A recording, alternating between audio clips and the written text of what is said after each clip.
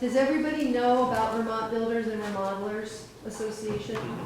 They are the Vermont chapter of National Home Builders. And the reason why most people in Vermont don't know about them is because they're so concentrated in Chittenden County. You know, they do their meet and greets over there at the motel. Which is hard for people over in the We're going to have kingdom. an NEK chapter. There used to be 2 chapters, north and south. We're hoping to get this bigger. But they have a lot, they will probably be the certifying group if we get this certification together. And another thing is, so their membership is expensive. It's like $650 a year, but it has a lot of benefits, financial benefits. Like most members save about $1,500 a year. You can get discounts on trucks and cars. You can get discounts on computers. Discounts on insurance, discounts on bookkeeping.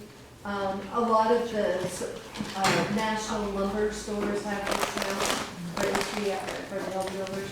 So anyways, I did put a brochure back there in case you're interested in it. And now, so Steve. And there's a national conference coming up, NAHB conference. February. They do a lot of code support also. And they actually are really focused on education. So how many people in this room, oh, do you want to wait? Because we lost like a couple people. Let me go outside.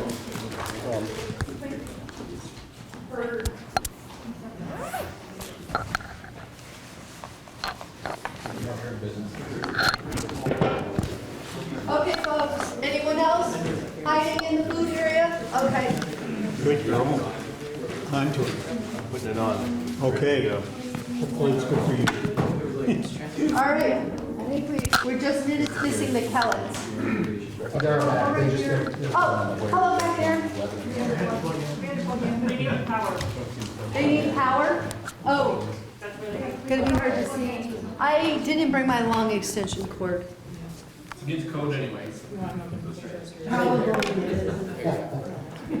assembly area. Are you okay back there? Yeah. Okay.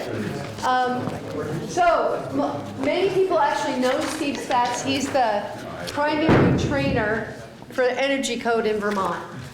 And he works for Efficiency Vermont, which is the primary support for builders and architects and homeowners. And you have a number of programs, which I'm sure you'll talk about at some point. So, Do you guys mind without further just as well too? And then a survey at the end of this as to whether or not this was useful or not to you for your time here today. But I'll acknowledge that we wouldn't be here without Sandy.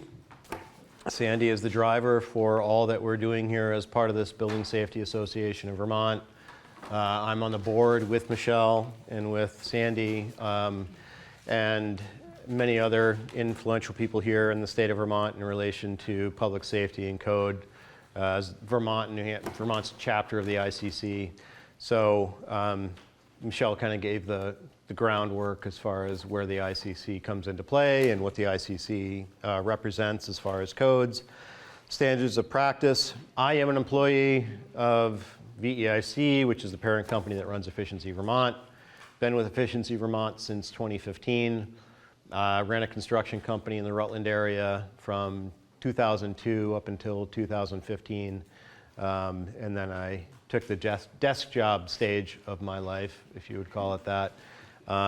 We did new construction, framing for builders up until the housing collapse in 2008, which happened to coincide with me personally being interested more in building science and doing evaluations of existing buildings. I became BPI certified in 2009, and so our company kind of transitioned into doing a lot of energy audits, existing building evaluations, and then retrofit work. And then we continued into doing new construction and renovation projects as well, incorporating some of that, holistic building thinking into the project work that we did. And then I came to work at Efficiency Vermont in 2015. Initially, I was a HERS rater and consultant in our new construction program, as well as a mentor and consultant to home performance contractors, weatherization contractors that worked with us in our program in middle to southern Vermont. At this point, I've transitioned into more of a role of doing what I'm doing here today. Been doing this kind of thing for many years at this point, training, outreach, technical support, and public education. So as Sandy noted, Efficiency Vermont has a role in supporting the codes by way of training, outreach, and education. We are not code officials. We're not here to enforce the code, but we're here to help spread the good word for what it is. So I'm going to talk to you today about the code, obviously. But more importantly to me, what I really want to underpin as far as the takeaways from today is understanding the dynamics of how buildings work so that we all here in this room contribute to the viability of the housing stock and the building stock that currently exists in our communities and in the state, and then what we're building now and what that will be in the future. So I live in Shrewsbury, which is a mountain town outside of Rutland, between Rutland and Ludlow, and quiet little town, about 1,000 residents. Used to be a farming community. The last dairy farm shut down their dairy operation 3 years ago, so it's a transitioning environment, obviously, but very tight-knit community, and a lot of the historic aspects of this community are what makes it tight, right? You know, we are stewards of the community and the buildings that we all work within at this point. You guys are all, everyone in this room has a role to play in maintaining the buildings that already exist in our communities and in our environment. And if we don't, then that unique characteristic of what it means to live in the oldest part of this country will go away, and we don't want to see these buildings deteriorate.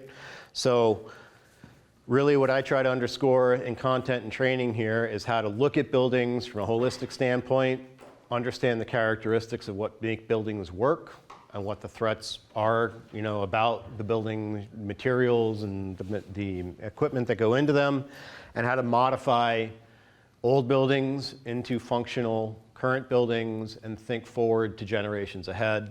And how that applies to new construction is the fact that we're not building with the same materials our forebears built with. We are not building anymore with ubiquitous dimensional lumber that was regionally harvested, and you basically worked with the material and the timber in its original characteristic, which is important to understand, as was site built. So we're no longer taking old growth, dimensionally stable materials and turning them into structural components to buildings. We're taking now what is essentially crop grown material and lumber and turning it into a variety of different material types to create the structures that you're all building today, adding on to and modifying existing buildings with. So we're not, this is where we came from, and then to the other side, that's what we're working with, right? We're taking timbers in their raw form, which is what the only thing that our forebears had to work with, you know, to build with, to now we have a variety of different ways we can utilize the material itself, the commodity, and put it into structural application. So I'm going to talk about the code. I'm going to talk about how it applies here in Vermont. But really, to me, what it really comes down to is you guys all taking away from this an understanding of how the interaction of different materials work and what to be considerate of with what we work with now in building assemblies.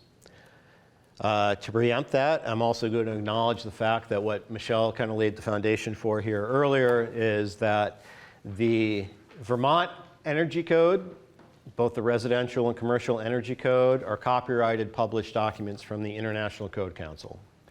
The International Code Council publishes the IRC, the IBC, and all the model codes that exist that work or don't work for different jurisdictions around the country. the whole idea, as Michelle acknowledged too, is the idea of having a model code. That means that this is a standard of practice that the industry should be following for the type of construction that they're building, so that there's a standard of reference to go back to. And we've already kind of touched those bases, so I'm not going to go too deep into any more of that detail. I'll touch upon how it specifically applies to the Vermont Residential Energy Code, but we are talking about content coming from the ICC. So the Vermont Residential Building Energy Standard is Vermont's version of the International Energy Conservation Code. The ICC code is published by and updated regularly by the International Code Council. Now, as we talked about earlier, different states, different jurisdictions adopt in whole or in part the IECC or not at all, and follow the update iterations either to the T based on the current code cycle or reference past standards. So what Vermont's code is based on is the IECC, but with some very specific alterations, modifications, and outcomes that are specific to Vermont's interests, energy code related policies, climate related policies. So what had been the typical cycle is that the Vermont residential and commercial building energy codes would be updated on a 3-year cycle. That has fallen off that kind of typical click, click, click cycle over the years, so that the last version of this would have come into play in 2023, but it was not adopted and not put into compliance until July 1st as of last year. So what this means is that any construction started after July 1st of 2024 would technically need to comply with the 2024 version of the Residential Building Energy Standard. Anything built prior to that or started prior to that would have needed to have met the 2020 code, or if for some reason somebody started a project in 2014 and they're still not done with it, which some of us can relate to, you would have needed to meet the code that was in place when you started that project. I'm going to give some references where to find the standards. I guess maybe now should be the time I should mention something, Sandy? All right. So as of about 40 minutes ago, the governor has announced that by way of executive order, the Vermont 2024 Residential Building Energy Standard has been, I wouldn't call it rescinded at this point, but basically there is now, by way of executive order, you can comply with either the 2020 or the 2024 Residential Building Energy Standard. Okay? So popping up as we speak today. Isn't this exciting? It's like live action entertainment here for you all. So essentially, as we know it, what this means at this point is that there's been a lot of the code update process involves public input, and the Department of Public Service is the state agency that is responsible for the code update process cycle, how it's administered, and then for the legislative approval of the code update statute, because it is a statute. The Residential Building Energy Standard and the Commercial Building Energy Standard in Vermont are statutes, they're law.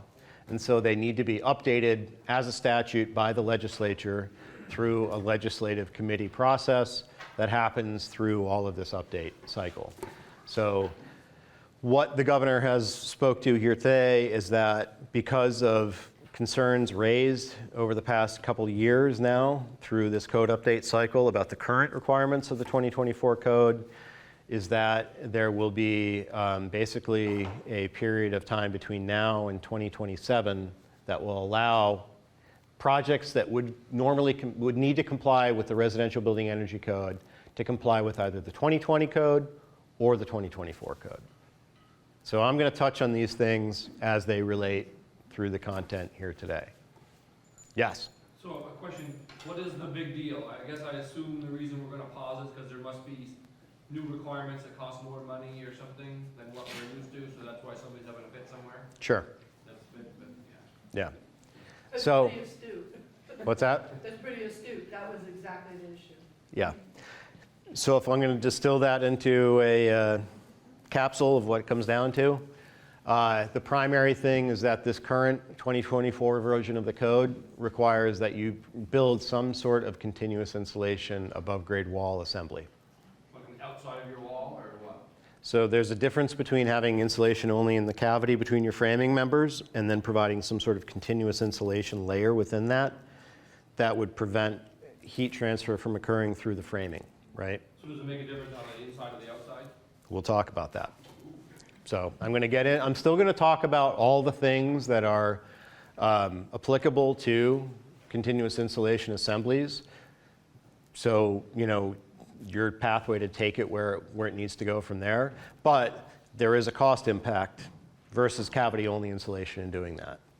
And there was pushback from the construction community about how that cost evaluation was considered, most substantially, because it's not a small factor to go from framing a wall with only cavity insulation to then providing some sort of continuous insulation component to that assembly. It's not a $500 or $2,500 change to that assembly. It's significant. It's layered. And so what I'm going to talk about is the consequences of all those different layers, considerations thereof of what you need to be thinking about when you start to build these types of assemblies. That was kind of the biggest thing that there was pushback about. And then also, secondary to that, and I'll show you in the content here, some of the published language for what would constitute a continuous insulation above grade wall assembly would run counter to what building science nerds and others in this space would consider safe assemblies based on ratios of continuous insulation to cavity insulation, vapor transfer through materials, durability, all the stuff I want to talk to you about today, and I hope you take away from this is the undercurrent for the content. So those are some of the key points that brought us to where we're at here today. One thing that doesn't change, or does change with this decision, which I'm going to talk about, is ventilation requirements for buildings. So mechanical ventilation, all right? I'm going to talk about the concepts here, broad surface, why we want to make buildings airtight as possible, and the reasons why that's important. And the tighter we get our buildings, we need to have active mechanical ventilation acting in those buildings to keep humidity in check and to just keep indoor air quality good for the occupants. And you can't do that by just putting in exhaust fans and sucking air out of the building, because there's no air to be sucked through the building because the building's too tight. And even if there was air to be sucked through the building, if you work in old buildings, right, and I've worked in a lot of old buildings, they can be leaky as hell. Where's that air leakage coming from? From the places I've been on my belly in a Tyvek suit and a mask crawling underneath the crawl space, and the raccoons and the other animals are living in there in the dirt. That's your fresh air that you're bringing into the building for air exchange. Much better scenario is to have a controlled mechanical system that balances those two sides of things. And you're in control of the incoming makeup air and then the exhaust air. And you're getting the benefit of heat exchange in that too. So we'll talk about that in more detail. So that's the new fun little wrinkle to today's conversation, is that fact. So with that, I'll give you, over the next couple slides here, where to reference the standards. You can find what Michelle and was shared earlier today. The Residential Building Energy Code, both the 2020 version and the 2024 version, are found directly on the ICC site. So through the link that you now have and the access that you have, the easiest way to get to it, as it was, I don't know how it was described earlier, but go to the ICC safe site, click on the digital codes, and then search by state, and click on Vermont, and it will pull up both the 2024 and the 2020 RBES. And so therefore, you can reference the documents from there. But otherwise, the documents are listed and published by the Vermont Department of Public Service. So if you go to their website, and you click down into the efficiency tab, you'll find both residential and commercial standards. You click into the residential standards, you'll find this landing page that will give you links to the different documents that are available, both the full code, the handbook, the code certificate, the ResCheck software that you can use to show compliance, and then some trainings that are pre-recorded from sessions that I did in the past that are linked here as well. So one thing I want to be distinct about in my content and my training is that there is a difference between the actual ICC published code and then the Residential Energy Code handbook. The Department of Public Service has published a handbook for the code for pretty much as long as the residential and building energy standard has been in existence. And the RBES handbook is essentially what I used to get through English class in high school. It was the Cliff Notes to the actual book. So you can read the handbook, which is the Cliff Notes and the high points and the details to be aware of for what the actual book requires, which is the Energy Code. So they're two distinct documents. And what I trained to, and the content I'll share with you today, is referencing what comes from the ICC, the actual code. So as we were talking about earlier in Michelle's content, like if you want to be in the position of having a standard of practice that you've referenced for compliance, it's the code itself. That is what matters, not what the handbook tells you about how it applies. The handbook's a great document. I'm not going to ignore it. I'm not going to disparage it. It is a great guide to understanding how the code works, but they're not exclusive of each other. You shouldn't just choose one. If anything, choose the ICC code to reference, okay? Because that has the full content of the code. And that's pretty much what I'm going to be training to. So Efficiency Vermont's role, why I'm here today, is I'm here as code support. I do training, technical assistance, code support, outreach. That is Efficiency Vermont's role. We are not here in any way, shape, or form, nor are we given the authority to be code enforcement.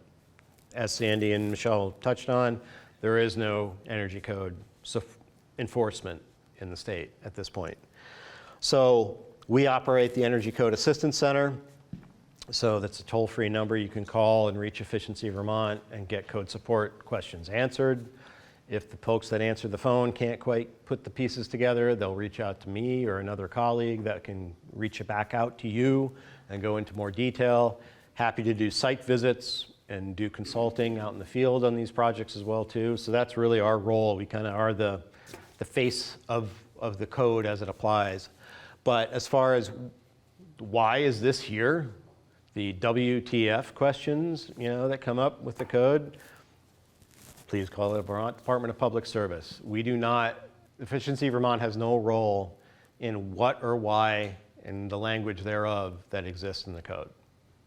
We're here simply to help educate and express it and give support for it. And if you haven't watched the movie, just go ahead and watch the movie at this point, okay, if you don't know what it is. What's that? Is it okay, Neil? Say Neil. All right, so what are we talking about here? Which buildings need to comply? RBES applies to single family and two family dwellings.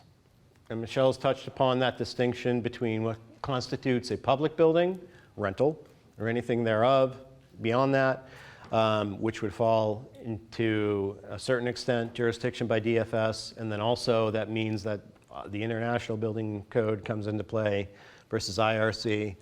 But we're talking about single-family dwellings. Or are you skipping? Multifamily buildings of 4 stories or more in height must comply with the Vermont CB's, the Commercial Energy Code. So basically, where this comes into play is if you have a commercial building where there's retail space on the ground floor and then there's like 2 floors of apartments or condos above that, that would be a situation where the commercial code would apply to that retail space at the ground level, and then the residential building energy code would apply to those 2 floors of residential units above. But it's based on height and not number of units, so that's the distinction between where the residential versus commercial code comes into play. Tiny houses were defined as their own separate category in this version of the code, which is kind of funny because the whole tiny house bubble, I think, has burst, and it was kind of like a COVID thing. Is there a square footage that you consider to rank What? tiny home? 400 square feet or less. Is that covered by ADU, the new Vermont ADU? No. No, I mean, an ADU is going to be a physical structure on site, and then that lands in, if it's rented, then it lands under the jurisdiction of DFS in that scenario. But existing buildings. So additions are treated as new construction if they're more than 400 square feet, I think, 600 square feet, 400 or 600. We'll find out in a minute when I reference the table. But essentially, if you're building an addition, you have to comply that addition as if it were new construction. The rest of the building that it's being added onto does not need to be brought up to compliance with the code as a part of that. There are certain circumstances where if you're completely gutting the existing home and changing aspects of that building or taking unconditioned space and turning it into conditioned space, that would trigger compliance. But renovations and alterations under existing buildings have their own requirements, basically meaning that if you are taking an existing component of the building shell, the building envelope, the components of the building that's going to see the outside conditions, and you're exposing those cavities as a part of a renovation or alteration, your only requirement is that you make sure that that cavity is filled with insulation prior to putting it back together and closing it back up. So you don't need to take a 2x4 wall and turn it into a 2x6 wall and then do some sort of continuous insulation if you're only just modifying that, gutting that part of the building and upgrading it. If you are taking a shed that's attached to the house and turning it from an unconditioned space into a conditioned space that's now going to be heated and conditioned and cooled like the rest of the house, you have to take that part of the building and bring it up to code.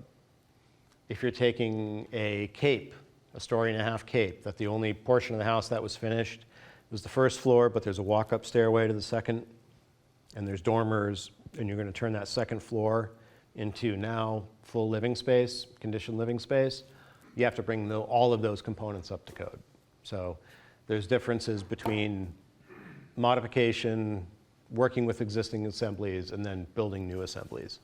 If you're repairing existing components of the building, literally repairing like a furnace, say the blower's failed in the furnace or the motor for the burner has failed, replace the motor, replace the burner. You don't have to upgrade the entire piece of equipment.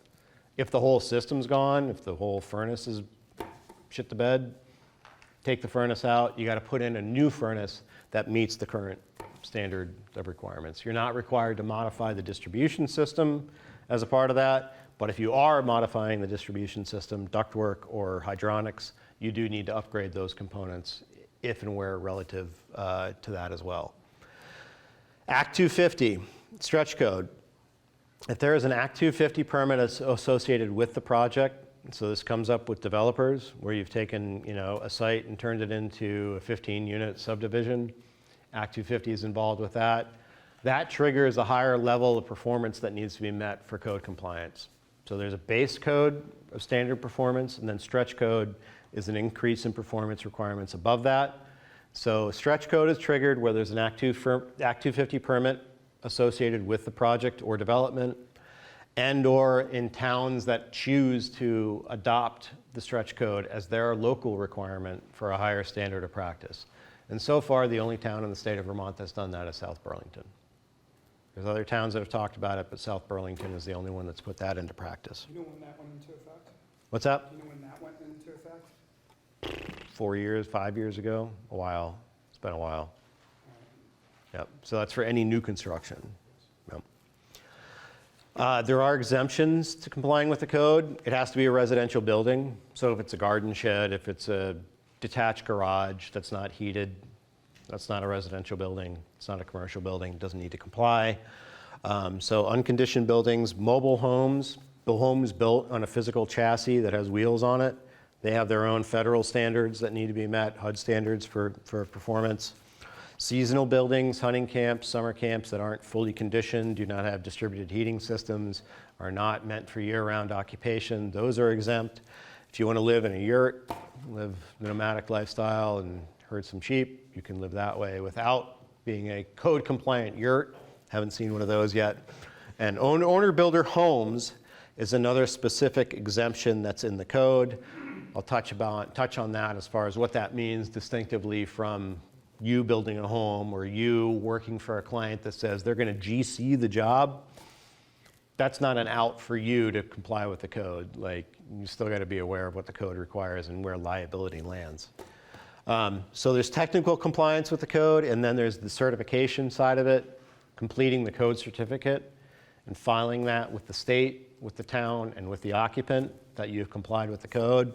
So there's technical compliance, and then these are the options for how that code certificate can be completed, either by a licensed architect or engineer, accredited home energy rating organization, or the builder can be the ones who complete and sign and verify that the house has met the code. And this is required for any new construction, 100%. By way of how the rule is written, you would need to file an RBES certificate if you are replacing the windows in the house, or if you're replacing the heating system, or if you're upgrading the insulation in the building, but none of those scenarios ever happen. The key thing to be aware of is if you're building a new house for someone, this certificate needs to be filed, and it needs to be discoverable by title attorneys, real estate. You know, that's where this stuff shows up, and that's where accountability comes back to, is that there's an actual document that verifies code compliance that can be found for that building. Anything in the past 20 years, like, this really needs to be there. And if it doesn't show up, it will not cloud the title for the property. So, like, if it's a real estate transaction, the sale can still go through, but the buyer can choose to say to the seller that, hey, look, I have no idea this house is code compliant. You know, if you can't verify that, then I'm only going to give you X for the offer on the house, not what your asking price is. So that comes into play. Yes, I'll hit him and then you. No, so who produces this certificate? Who does that? So that can be found at those links I showed you earlier from the Department of Public Service website. That would be where to go to. So the only situation we ever ran into that in the town of Lyndonville, we built a house 2 winters ago, and they got a zoning administrator that does it. He's the only person I've ever seen hand me a form. He's like, here, you need to fill this out. And I ask questions like the U value on your windows, what the insulation in your Yeah, I'm walls. going to go through that with you. Oh, Yeah. Oh. Yeah. But that's a proactive zoning administrator. So they're actively knowing what their obligations are. Do they, in Lyndonville, do they require a certificate of occupancy? Yes. Okay. So that's another trigger.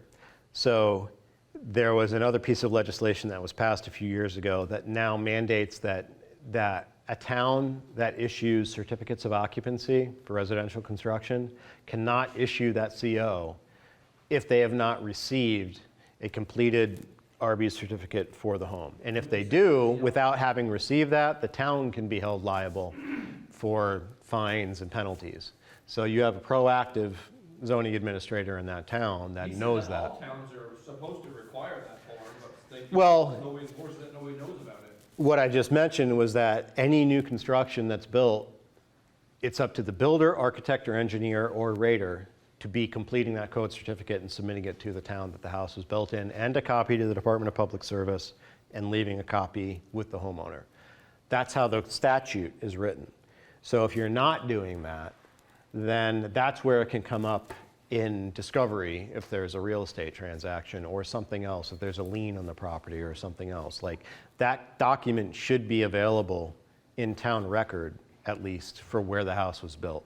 So it's up to, and it really is a proactive step as a builder to know that you're kind of accountable and responsible for filling this out.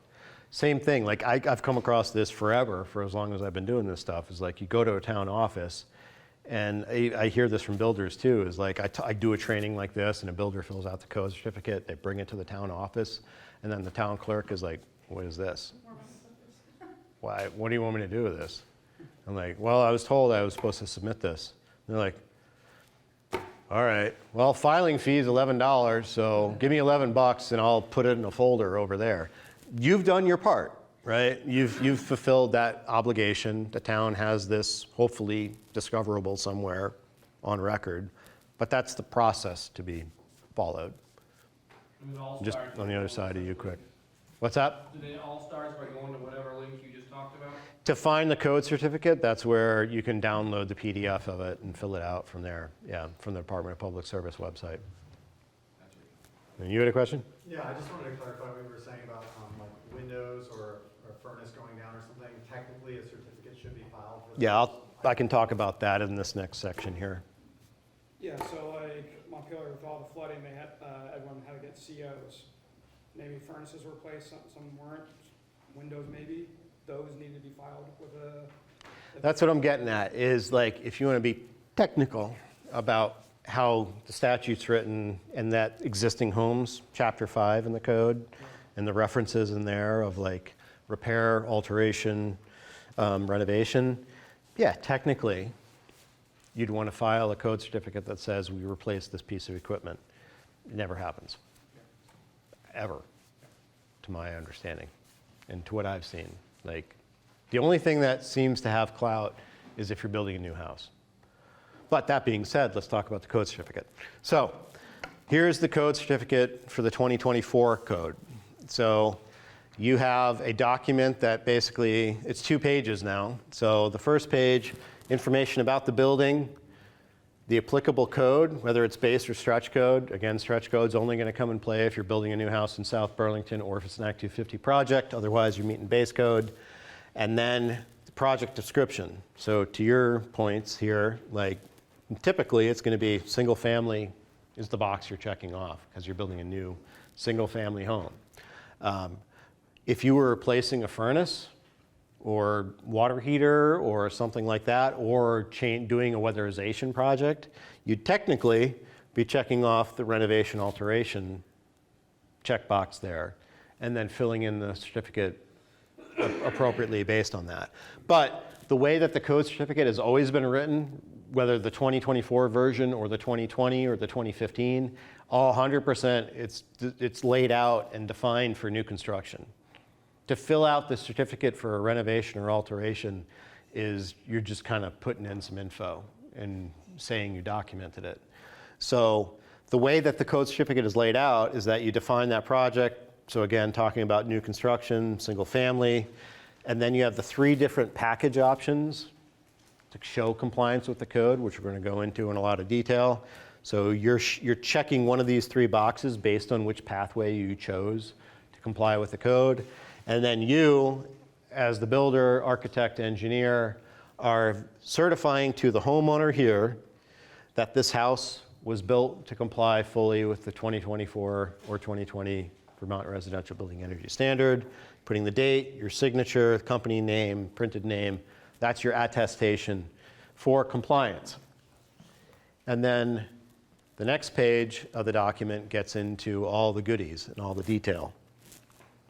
This first top section is only relevant if you're complying with the code prescriptively with this package plus points approach, which we'll talk about again in detail. So that only comes into play if you're showing compliance that way. Thermal envelope. This subsection right here has all the details for the as-built for the building assemblies for the building. So no matter which way you're showing compliance with the code, you need to be filling out this section with what you did for R values, U values for different components of the building. Blower door testing is required for code compliance at this point for new construction and has been since the last version of the code. You need to bring in and hire a blower door tester who can do confirmation testing upon project completion to do a blower door test to make sure that you've come under the threshold for air leakage for the building. The 2024 code, now that we have options, requires 2 ACH 50 or less. The 2020 code required a 3 ACH 50 or less. The lower the number means the tighter the building. What's the Okay. acronym stand for? What? What's ACH stand for? Air changes per hour. So when you put a blower door into a building, you're sucking air out of the building. The only air that you're sucking out of that building is coming through leaks in the building shell. And you're bringing the building to an equivalent pressure of minus 50 pascals. And that's an industry standard so that you can evaluate and test any given building at the same pressure and get a flow rate, a leakage rate at that time. And then from there, you take that cubic feet per minute, you multiply it by 60 minutes, you divide it by the volume of the building, that gives you air changes per hour. That's how you get to that outcome. But it's a very simple tool. Nothing magic about it. You're literally making the building suck. And there should be nothing to suck, as if we were in an ideal setting. Two ACHs, would that be 2 housefuls of air an hour? If the building were kept at minus 50 pascals pressure difference between inside and outside, and that fan kept running, you would exchange the volume of air within that building 2 times an hour under those conditions. And so that's the code threshold. And so you need to verify that by testing. Previous versions of the code basically give you a checklist to say that, yeah, we did all this stuff, it's all good. And you didn't have to test for it. Unfortunately, what we're still finding right now is hearing from people who are doing this testing out in the field that we're getting buildings that are like 4, 5, 6 air changes per hour. I'll talk about why that's important, because uncontrolled air leakage through building assemblies moves moisture into building assemblies. That's why you want a tight building envelope. So we'll talk about that. But you got to verify that for the code certificate. That's part of the process of completing this. And then other content that needs to be completed is details about the ventilation system. Sorry, just one question. On the 6, if there was 6, it would not pass? No. It wouldn't pass? No.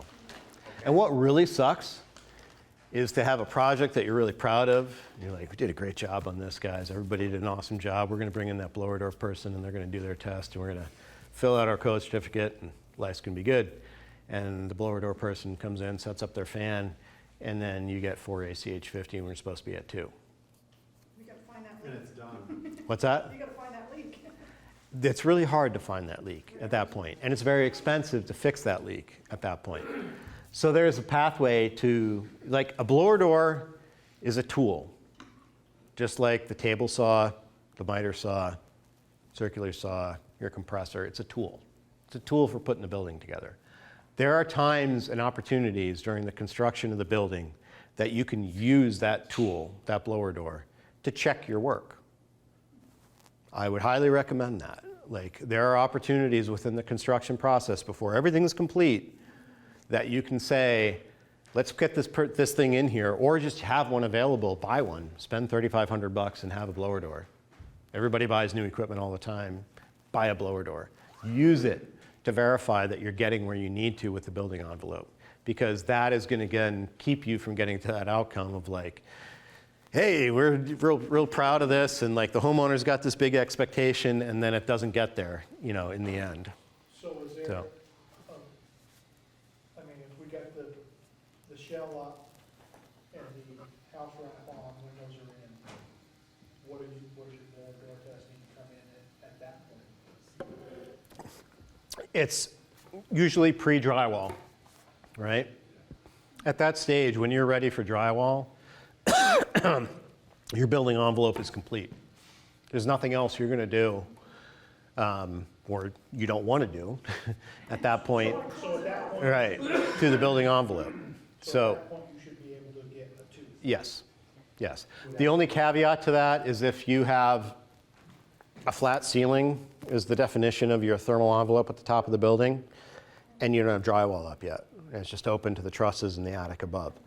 Then you can't really test the full building envelope that way. So you might have to stage your drywall contractor, like have the blower. That's why I say if you have a blower door as a part of your equipment, or somebody you can access to do that, when it's time to bring in the drywall sub to do their work, tell them, hang all the ceilings on the second floor.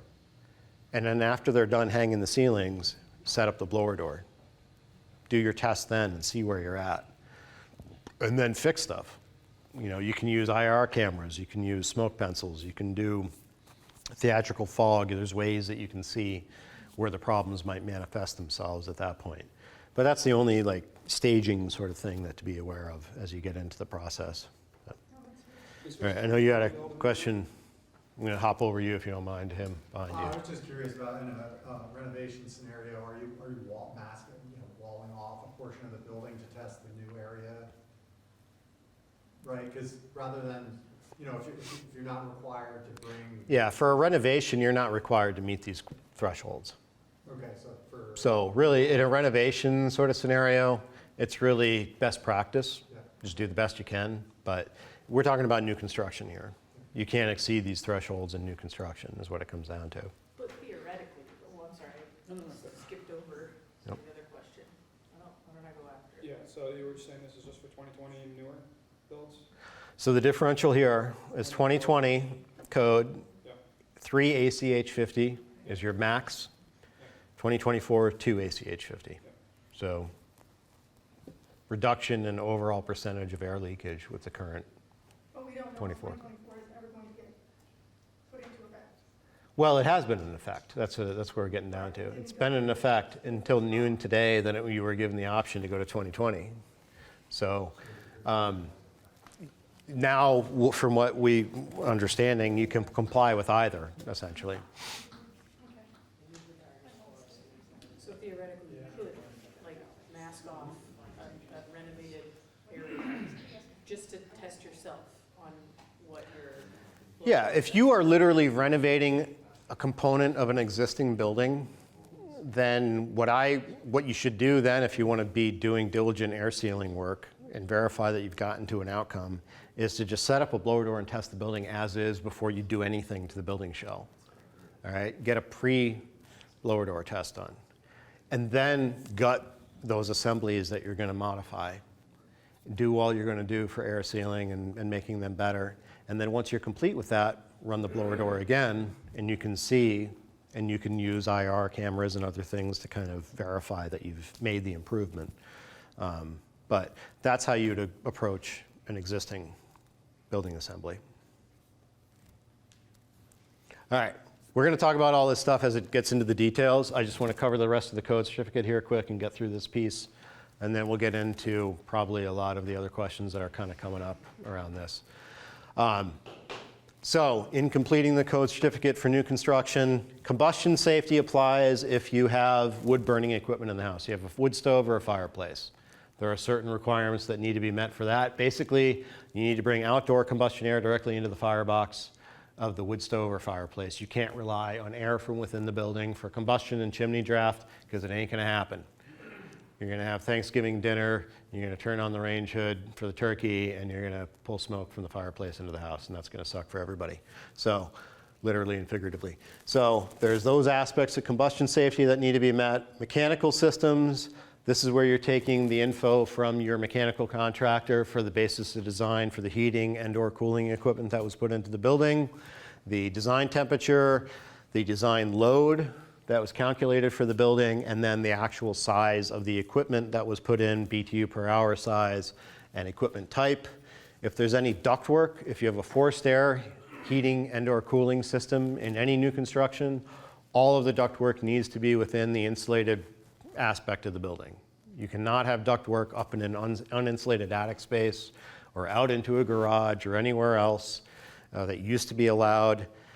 And technically, if we go back to the 2020 code, you could still do that now, but you'd have to do duct leakage testing to make sure that the ductwork was not leaking into those interstitial spaces or outdoor spaces.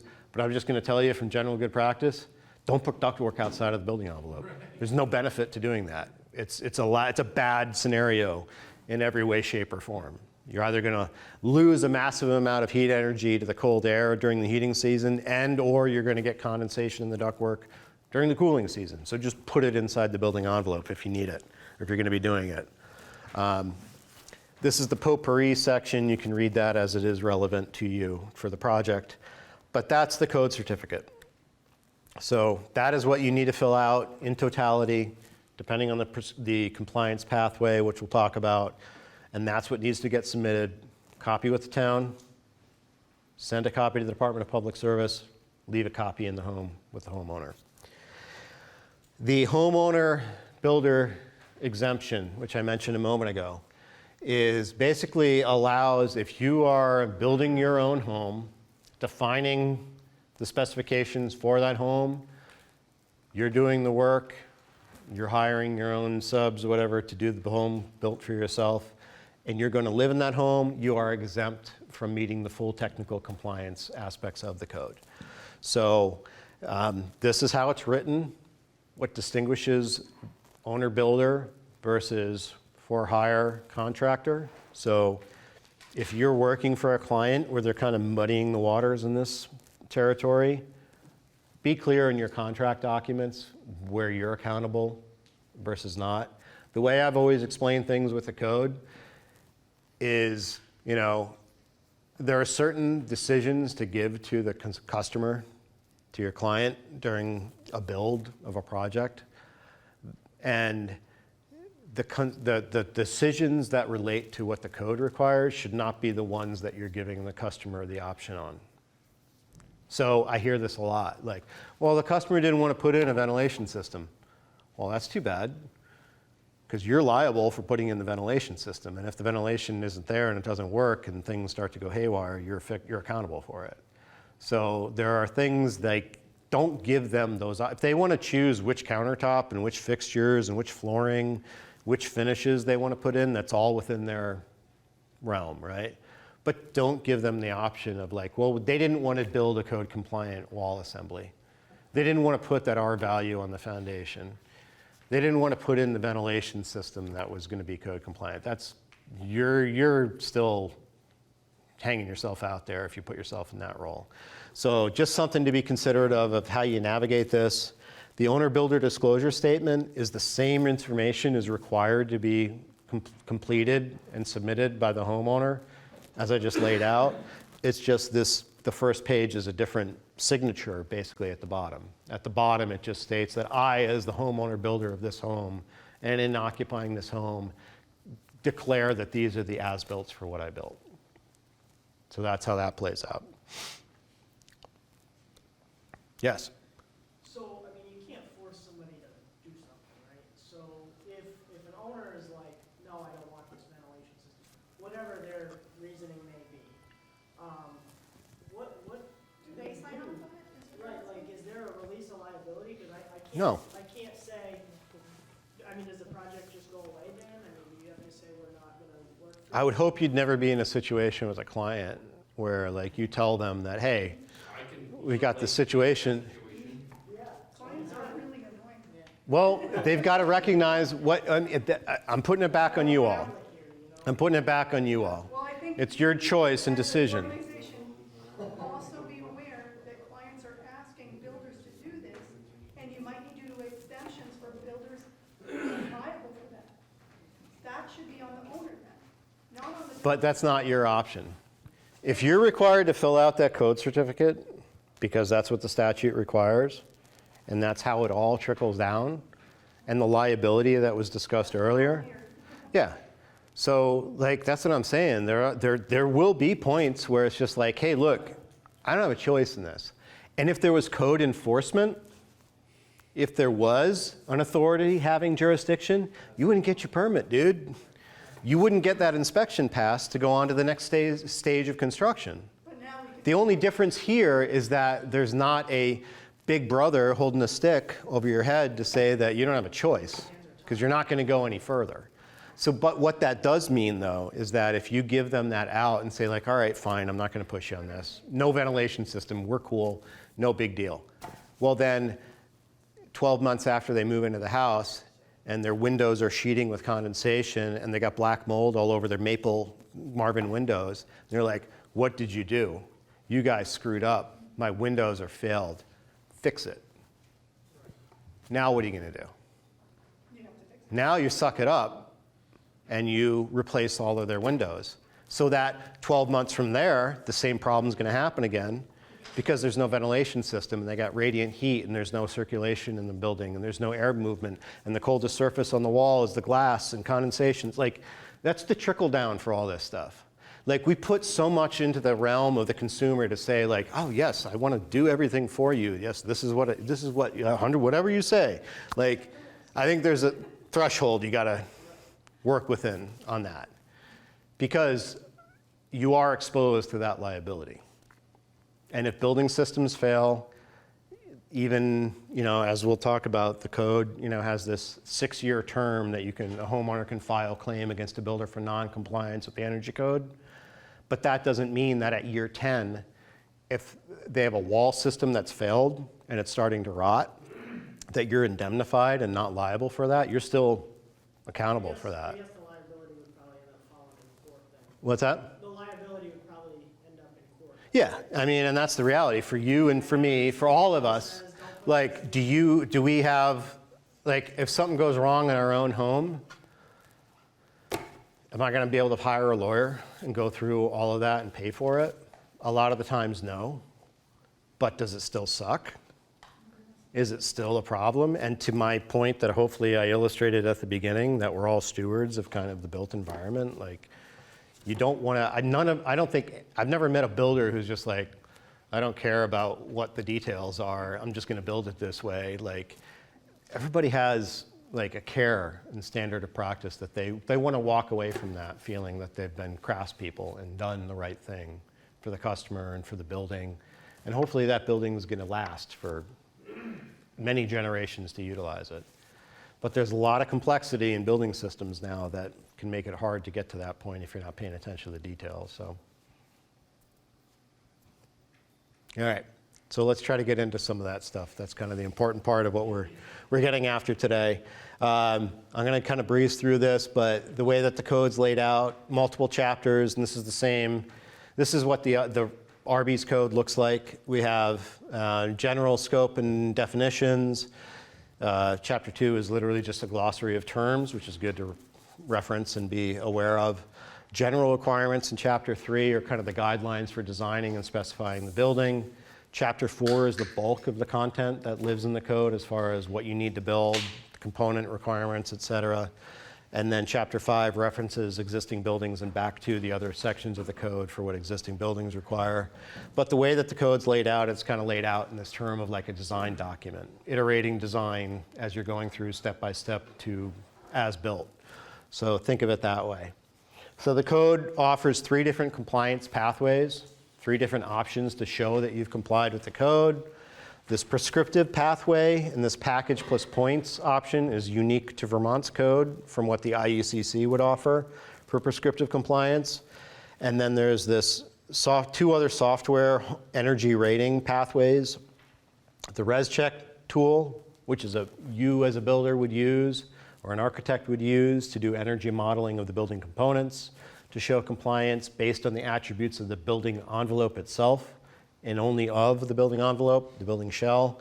And then the third option is working with a third party, a HERS rater, who would do a comprehensive building energy modeling that takes into account the performance of the building operationally, meaning it's taking into account the efficiency of the heating and cooling equipment, the ventilation equipment, the lighting, the appliances, how airtight you got the building, the blower door results. All of that comes into calculation and into effect in compliance for the code. The default pathway for code compliance is this package plus points prescriptive pathway. It's been in the ICC forever. Vermont's versions of it have changed over the years, but it really is intended to give a kind of like declarative, here's component requirements that need to be met for each component of the building: roof, wall, window, door, ceiling, floor, basement, et cetera. And then, based on the square footage of the house, the total conditioned square footage of the house, you're going to need to earn points that go beyond that base performance requirement. And those points can be earned by a variety of different pathways, but it's supposed to be flexible for giving prescriptive compliance options. So this was the table, and this is the table from the 2020 RBES, okay? So in the 2020 code, there were 5 different packages you could choose from to show compliance with the code. You still had to earn points, but these were the 5 different package options you could choose from. The most common package was this one right here, package 4, mainly because R20 cavity for above grade walls was the compliance pathway for framed wall assemblies, whereas these other 3 package options required some level of continuous insulation. So most builders were complying somewhere within that package 4 pathway in the previous version of the code. And this is available again now too, based on today's announcement, that you can comply with the code based on these 5 packages here. The log homes package, there's a specific ICC standard for log homes because of the density, diameter, and species type of the log. So if you're building a log home, reference that standard itself. The 2024 code consolidated these packages basically into one.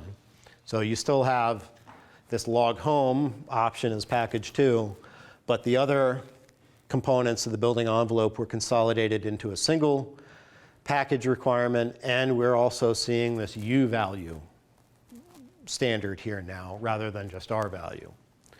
A U value takes into account the performance of all of the components of assembly in totality. When we're talking about R values and cavities, that's basically just like prescriptive R value of what's in a framed cavity, the insulation that exists between the framing members. But the overall performance of that whole assembly as a whole, as a wall, or as a roof plane, performatively takes into account the influence of how many framing members are there, the heat transfer between the framing members, the percentage of the framing versus cavity. All of that comes into totality to get us to a U value for that assembly, or U factor. I'll talk about that and show you some examples for how that comes together. But this was the big change for the 2024 code, which caused some consternation in many ways. And also, the above grade wall requirement for the 2024 code pretty much iterated that you needed to do some sort of continuous insulation in above grade walls to meet the current standard. It was no longer allowed to just do cavity only insulation. And also, again, the air leakage requirement going from 3 ACH 50 to 2, so a higher standard of performance there. Ductwork all within the thermal envelope. Some changes and increases in R value for foundation wall insulation, slab and slab edge insulation.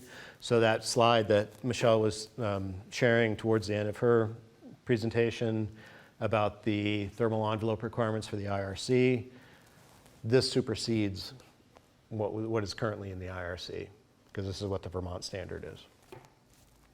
Question? I was just curious, is the window U value, is that per unit or is that an average of the package?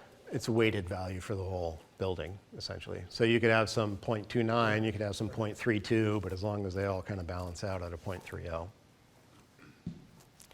Yes? Do they ever use res check as a conform, the res check? I'll talk about that in a moment, about how that applies here. But prescriptive compliance has always been meant to be just like, here's a package, you follow the package prescriptively, and then you earn points based on the size of the building, all right? So this is a new, fun little Vermont-specific thing that was added in the 2020 code, which is different than what's in the ICC. So this points pathway. So basically, instead of uniformly making the base code requirement more stringent, it made the base code what it is, which I just showed you. But then based on how big the building is, you got to make the building more efficient the bigger the building is. And then you have points required based on either stretch code or base code. And then there is a pathway for a variety of different ways to earn those points. So it can be improvements in the building thermal envelope. It can be equipment choices for heating, cooling, ventilation. It can be windows. It can be water heating. It can be water conservation. It can be renewables.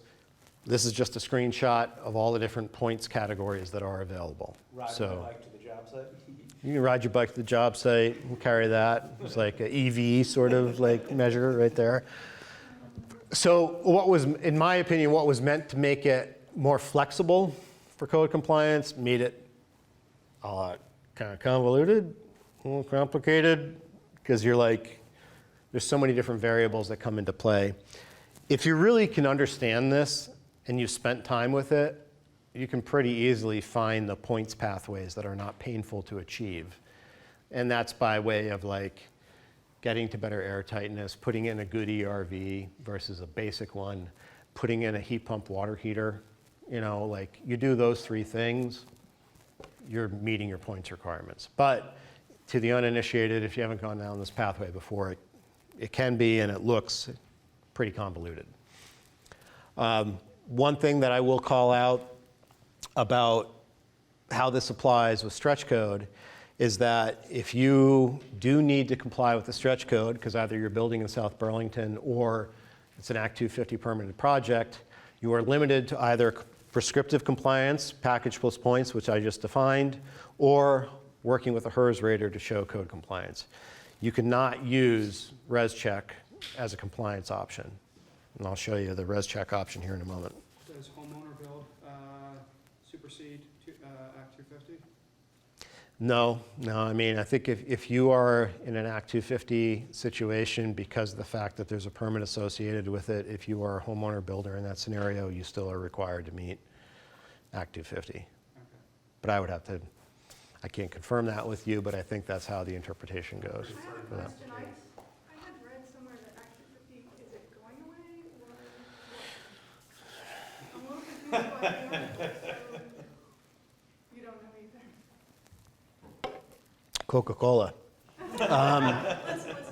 I don't know. It's another thing that's been debated for a while. You know, it's a policy that was enacted, what, in the 70s? Yeah. So there's been some modifications. I think there is some additional information that came as of the governor's press conference today that affects that as well, too. Because there's been legislation going through the State House for the past couple sessions trying to address that, but it hasn't progressed. So. I thought it got relaxed for 3 years or something. What's that? There's a 3-year relaxation of it. So right now, like multifamily housing is being promoted with less Act 250 restrictions. Yeah. I think it's like 3 years or something like that. But the question is, will they ramp it back up or Right. modify it? Yeah, I mean, obviously there's a lot of constraint.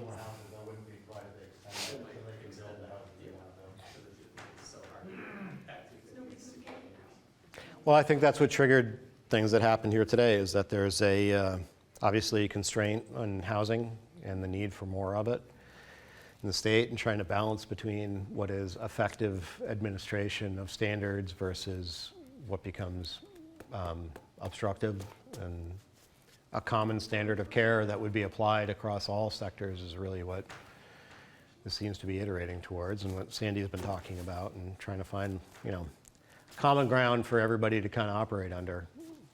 So that's prescriptive compliance. Res check is an alternative pathway to show compliance with the code. The res check tool is a energy modeling tool that models performance for the building and therefore compliance for the building with the code based on the attributes of the building shell only. The attributes of all 6 sides of the building: walls, top, bottom, in basic form. So that tool is a publicly available tool through the Department of Energy website. You can access it through both the Department of Public Service and directly through DOE at the Energy Codes website. You create an account, and then you can go in there and choose from there to drop-down list of which code you're seeking to comply with. And basically what the tool then models is that the tool has a overall modeled weighted U factor assembly score for the building based on the size, square footage of what you're modeling. And then you put in the individual components of the building for the as-built of what you have specified.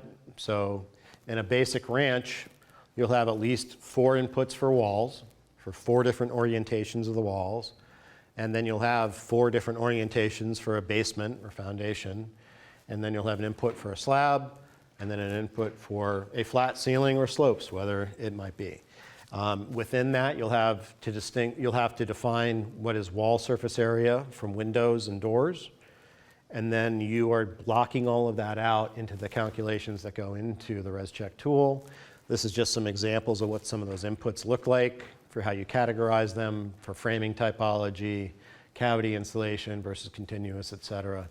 And then it runs a calculation and gives you a report as to whether or not what you modeled in the tool falls below the UA threshold for that building based on the attributes of what a code compliant for the Vermont RBES would be. And so in this example right here, this building as built failed based on some of the attributes of what this comes together here. So basically these are like the required U factor for the assembly, or proposed U factor for the assembly, and then the required U factor for the assembly, and then where you've landed in compliance with that or not. So you have to model all that stuff in there, and if you're not complying, then you got to go back into your as-builts and decide, all right, well, where can we bump up performance in one area, decrease performance in another area? It's a additive sort of process between the different assemblies to show compliance. And this is, again, it's a tool meant for architect, builder, engineer to do on their own, and then that report is included with the code certificate, and that section of the code certificate is completed with what your ResCheck modeling score was. You enter that into the code certificate in that section as your code compliance pathway. The third pathway is to work with a third party and hire someone to do energy modeling for the building, the HERS pathway. So a HERS score is a numerical score based on the energy intensity of the building as it operates. So again, taking into account attributes of the equipment and operationally what the building is going to consume for energy. It's a numerical index of 0 to 100. The lower the score, the better the building is. A net zero home basically has a HERS score of 0. So it's not taking in any external inputs for energy consumption for what the building would consume and or generate on site. The thresholds for code compliance for the 2024 code are 60 for base code and 59 for stretch code.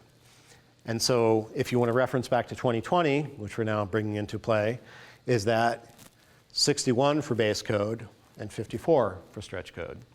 So it's easier to comply with the 2020 code for base code, but yet it's easier to comply with the 2024 code for stretch code. And so the difference between this and the ResCheck pathway is that this is taking into account that you are putting in high efficiency furnaces or boilers or heat pump, whole house heat pump equipment, that you've gotten the house to 1 ACH 50 where it needed to be no more than 2. You put in more efficient appliances, refrigerator, dishwasher, washing machine, dryer, et cetera, lighting, ventilation, all of that is included into the equation for compliance with the code. The other thing to reference here too is that as the code is written for HERS ratings, is that these are the minimum building envelope components that you need to meet in order to use the HERS rating pathway, which if you look at this, this is for our zone 6, you can do lesser performing building envelope components than you would be able to if you were complying with ResCheck or the prescriptive pathway to comply with using a HERS rating, so long as all the attributes of the building altogether perform at a level that gets you to a HERS score below 60. So by far, the HERS rating pathway is the most flexible pathway for overall code compliance because of what it takes into account. The process is a little bit different here too, where you're actually hiring a third party and they are required to come out and do inspection at thermal envelope inspection, which is basically a pre-drywall inspection. They need to verify that the R values and the components of the building shell are actually built the way that they would model them into the tool for code compliance. So they have to come out and do that thermal envelope inspection before drywall goes up. And then they come out upon project completion. They do the required blower door testing. They actually are required to test the ventilation system so that the airflow of the actual ventilation system is verified to be moving the air that it's designed to move and supposed to be moving and functionally working for the building. And then they complete the final rating as-built and the rating certificate, and this is advancing slides again already. But it's a much more nuanced level of detail that goes into the tool and the modeling here than you would do in ResCheck. It gives you some basic data to guide sizing of heating and cooling equipment here too. Because of the level of detail that goes into this, you will actually get modeling for your annual loads of what the heating and cooling system sizing should be based on how this building is going to perform. So that's iterative to helping define to your mechanical contractor what equipment you need in the building. This is a HERS certificate that will be generated by way of the report, and I'm going to have to fix this in just a moment. So the HERS rating also shows up in MLS listings for properties. The whole HERS rating process in and of itself was developed by the mortgage industry because this was a way to kind of equivalently value performance of energy consumption house to house, different housing types, different styles. The HERS score was meant to kind of give you that comparative analysis between them. There are raters working here in the state, and we can help connect you to them if you're interested in going that route. Efficiency Vermont is also paying a cost share for hiring a rater for builders who are enrolled with us in our new construction EEN program as well too. We can talk about that more in a moment. All right, why don't we take a quick break? I'm going to fix this slide advance thing that keeps going on here, and then we're actually going to talk about what I hope is the interesting stuff, which is showing you building examples, building assemblies. Yeah, why you showed up, right? Yeah. All right, so why don't we take like 5 minutes? I'll get this squared away, and we'll get back into the details. For further conversation about building assemblies, I'm going to go back to the prescriptive compliance pathway. The reason being, what? Go ahead. I am going to circulate a sheet if anybody thinks they might be interested in signing up for the IRC study group. And we can try to figure out locations as we go. But if you want to basically be on the mailing list for that kind of thing, put your name on this. Thank you. Yeah, sure. So, if this were yesterday, I'd just be talking about this and nothing else as far as what the code requires, quote unquote. But here we are today. So again, the big shift with the 2024 code was that we're looking at U factors for the assembly versus just what a cavity R value would require. So let's talk about what a U factor is and why assembly values matter. So when you're looking at how to come to the equivalent performance of an overall assembly, you got to take into account all the components of that assembly to get to that outcome. So just as a comparison, 3 different wall assemblies, R20 cavity, R25 cavity, and as we were asking about earlier today, what does that CI plus thing mean? R20 cavity plus R5 continuous insulation. These are the 3 different, equivalent building assemblies we're talking about here. When you're doing a comparative analysis for the overall assembly and getting to a U factor for that assembly, these are all the things you're taking into account, the layers and all the components that go into that assembly.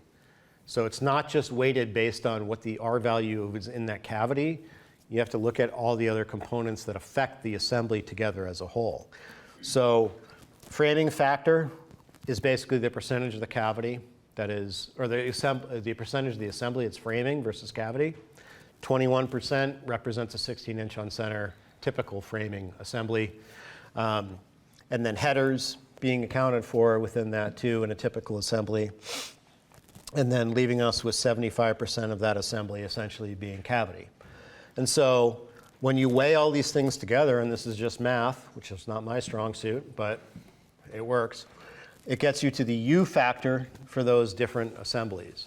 So the 2024 Vermont Energy Code required a 0.044 above grade wall threshold, couldn't exceed.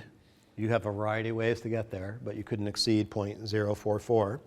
And that gives an overall effective R value to the total assembly once you account for all this stuff of R22.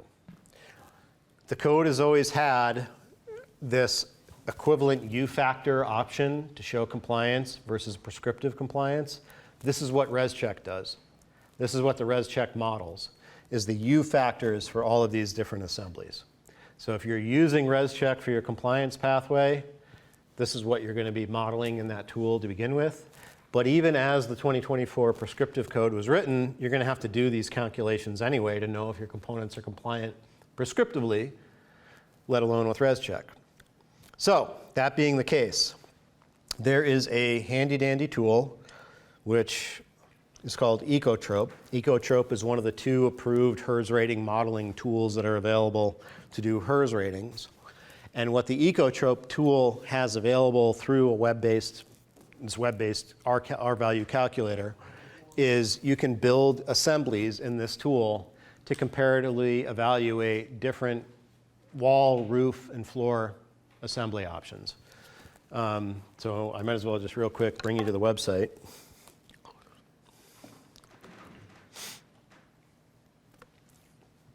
So there's the website. Here's the tool. Yes, I'm one of those people who has way too many tabs open at any given time. So wall value calculator.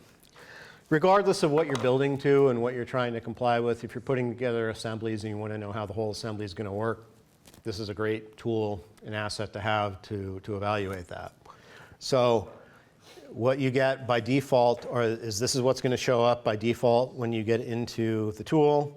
You can click into these different entries here. So it's going layer by layer for the assembly. So in the default, the way that this is set up, you've got a siding layer, a house wrap layer, sheathing, cavity, and drywall. And then when you get into these different inputs, you can see in this default for the framing cavity, you got a 2x6 wall assembly defined here, 16 on center. And you got cellulose, just drops in as the default. So, but what you can do is then you have a lot of different options to choose from here for what's in that cavity or layer. So you can add and subtract layers over here with this tool, depending on the type of assembly that you're proposing or thinking about. You can specify the different material, the different depth of the material. CI,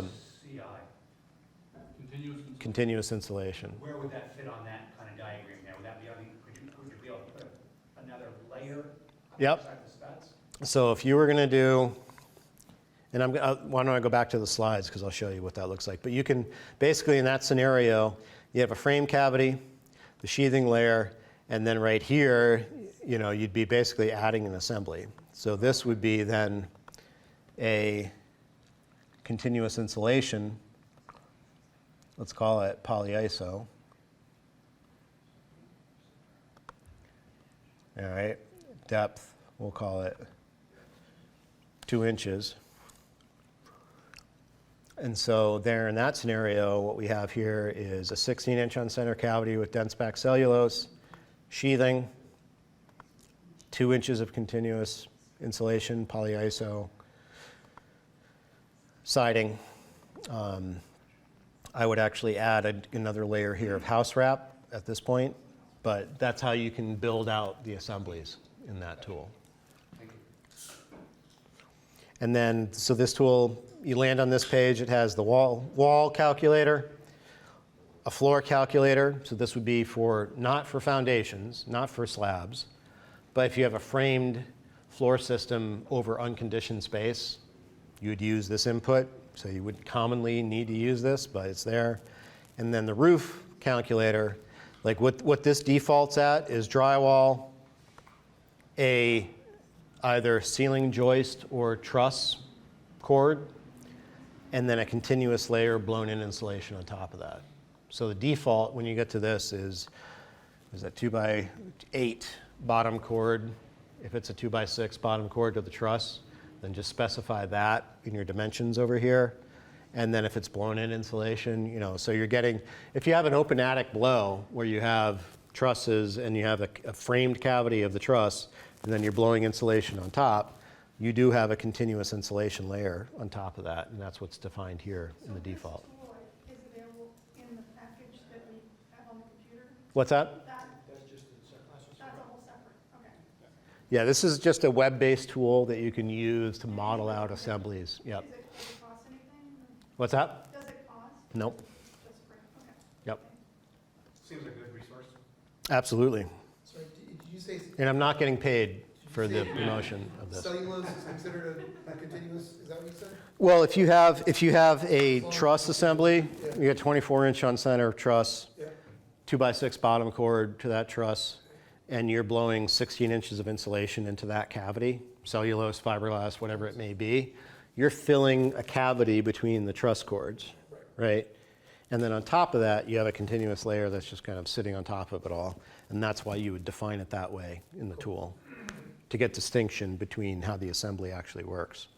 So for what's called out in the code, as far as compliance requirements, prescriptively, flat ceiling, a U factor of 0.020. I'm missing a 0 here, so I apologize for that at the very top. There we go. It's supposed to be 0.020. Again, this is what I just defined. It's drywall, insulation in the core of the truss, continuous insulation above.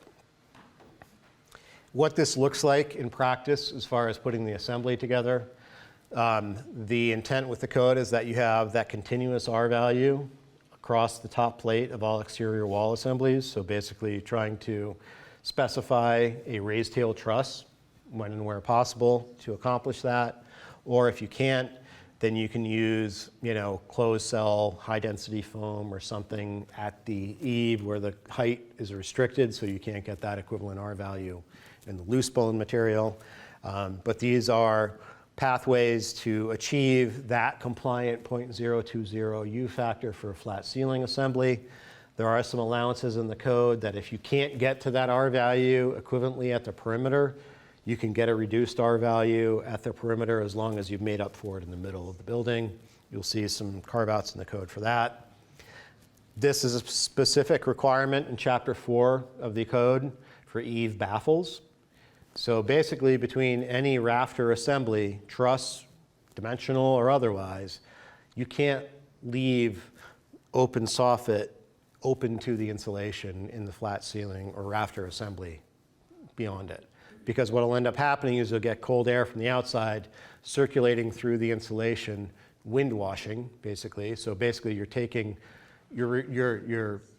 eliminating the potential of that insulation to insulate in those perimeter areas because you're moving cold air through the insulation. The insulation is meant to trap heat in the material. That's why you need eave baffles of some type in any of these types of assemblies.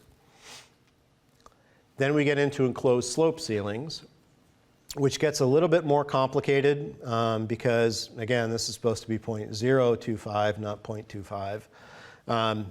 But in this scenario for the 2024 code, really what this limits us to is that in order to meet that 0.025 U factor for a dimensionally framed enclosed rafter ceiling, cathedral type ceiling, you're going to need to frame it with a 2x12 and do 8.5 inches of closed cell foam in that cavity to get to an equivalent U factor for that assembly. Anything beyond that isn't going to work. So to try to do anything in dimensional lumber for a rafter assembly, you're really constrained to closed cell foam at that point. If you need or want to be using mineral wool or fiberglass or cellulose or something like that, then you're starting to get into a deeper rafter cavity to be able to get to an equivalent U factor for the assembly. And that gets a little funky, right? And costly at that point then too. So these are some trickle-down consequences for how the standard of the code is written for what it actually looks like in the field for how you have to go about building it. So if you add continuous insulation, that does not factor into... Here's some examples about how to do this. Did you have a question? So when you say closed cell foam, does that only thing that you consider closed cell foam like spray foam? Or we're talking like cut and rigid foam? You could cut polyiso or phenolic foam dimensionally at a board stock and fit it between the rafters and seal it in there tight as an alternative to closed cell foam. What matters is the density of the R value per inch of material. So we actually have this exact situation coming up on the current build we're doing, and we've done many of them, and I don't think we've insulated 2 of them the same way. But I guess our dream is, and we're gonna put rock wool in it, we're gonna put some layer of like inch foam over the whole ceiling, and then we're fortunate enough we can crawl up on the top and blow some in on top, because it's not a huge steep pitch. But we got the age-old question of the foam on the ceiling with Yeah. the moisture.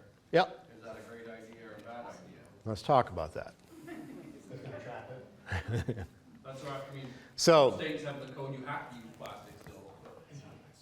I don't know about that. vapor drive is a huge factor. So we'll still have time to talk about that here today, because that's the key to me about this. So these are code-approved, quote-unquote, options in the code for unvented cathedral ceilings, enclosed slope ceilings. So the 3 options that are considered allowable in the code are either air impermeable insulation, insulation above the roof deck with permeable insulation below that in the rafter cavity, and or a foam flash and bat sort of scenario where you're getting part of your R value in a closed cell foam and the remaining R value in an open cell or air permeable insulation. So the safest way probably is to do what I was just talking about as far as what the code would land to. Just do that 8 inches, 8.5 inches of closed cell foam in the cavity. And you can do it directly against the roof deck, or you can create a ventilation channel against the roof deck before putting the foam in. In my opinion, I would still vouch for a vented assembly in this scenario rather than spraying directly against the roof deck. Foam can move, foam can shift, creating an isolation from the cavity versus the roof deck creates a little bit of a buffer zone and protection against condensation and allowing for some diffusion, but this is a code acceptable strategy for unvented assemblies.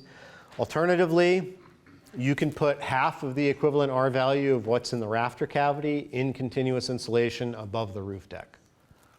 This is your norm for for wall assemblies, right? For continuous insulation wall assemblies, because the ratios are not as high here. If you're trying to get to do this in a roof assembly, you're talking like 6 inches of rigid foam board above the roof deck on top of what's going to be in the cavity, and that's pretty impractical. We built some of these assemblies as retrofits to existing roofs in existing buildings. Hardly ever see this done for new construction. It's an alternative option for existing construction. And then what we don't see as much anymore too, but is still done, is a similar sort of concept, but on the inside of the roof deck rather than getting it on the outside, which is getting 50% of the R value in closed cell, air impermeable, vapor impermeable closed cell foam sprayed directly against the roof deck, and then building up the balance of the R value in the assembly with open cell foam or filling the rest of the cavity with cellulose or mineral wool or something else. It's a sketchy sort of assembly.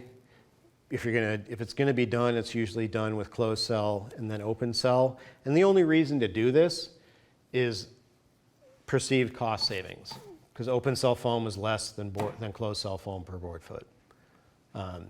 But these are quote unquote code approved pathways to get to those unvented cathedral ceiling assemblies.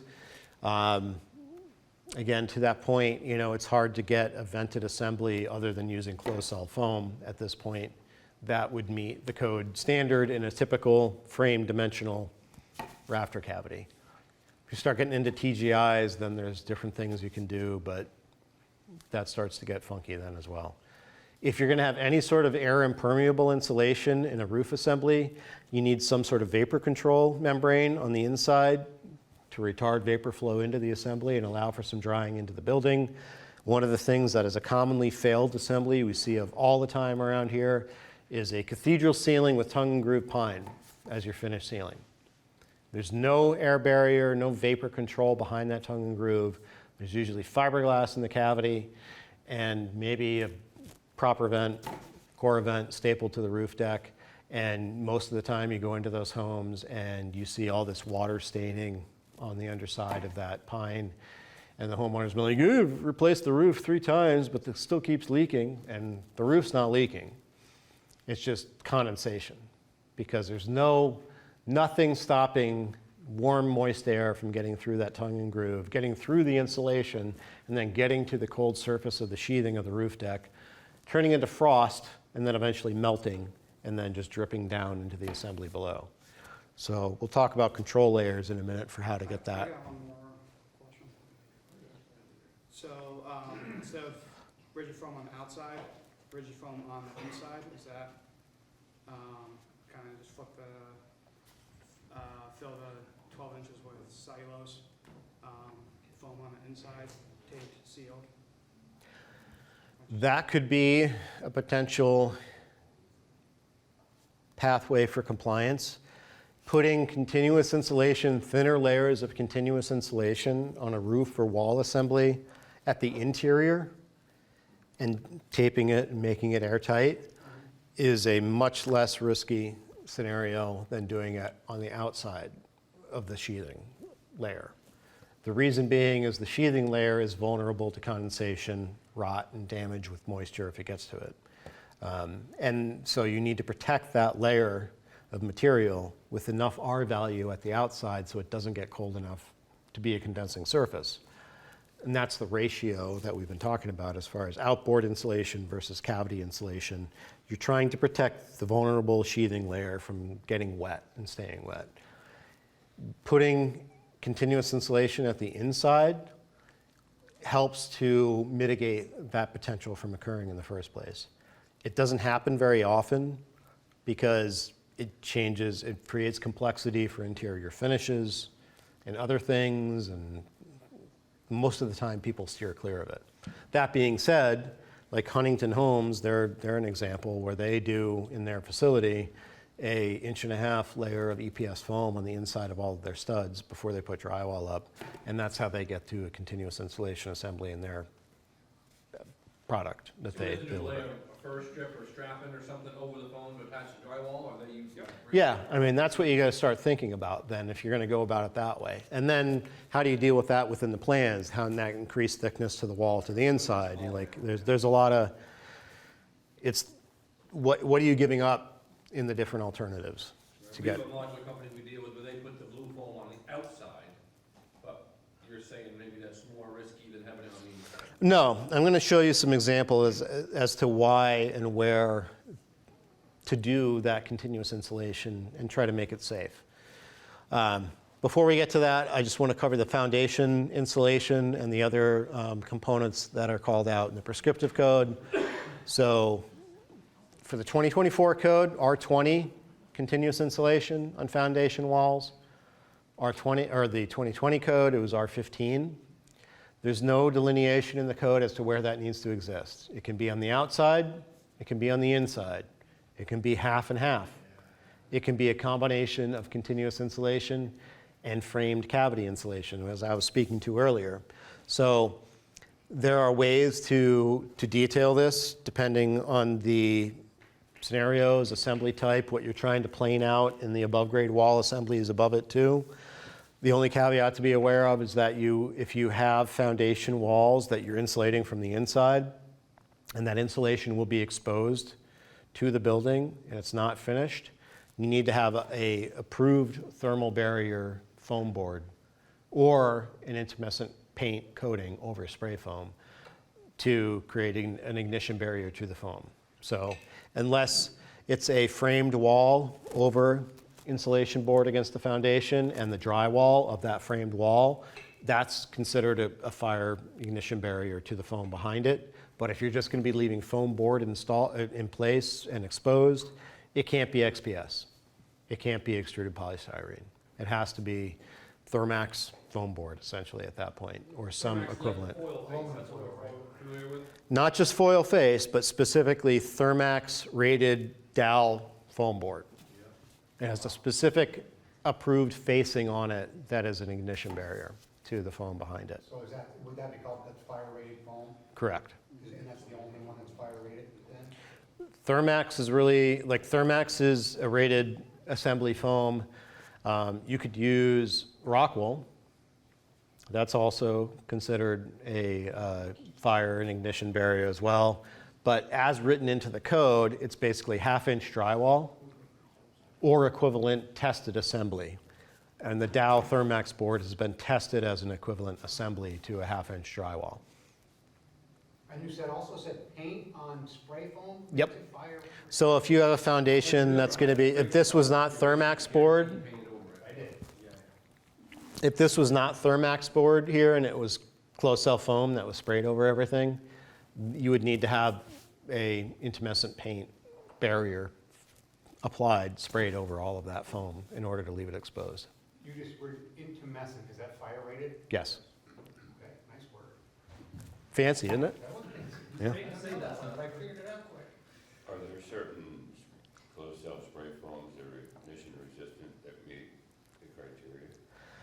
They crop up here and there, and sometimes, to this point, turns out that they're not actually rated as an assembly, although in the past month, I was made aware of another product from a company down in Connecticut that has a apparently legitimately approved closed cell foam that has an integrated ignition and thermal barrier in the product material itself.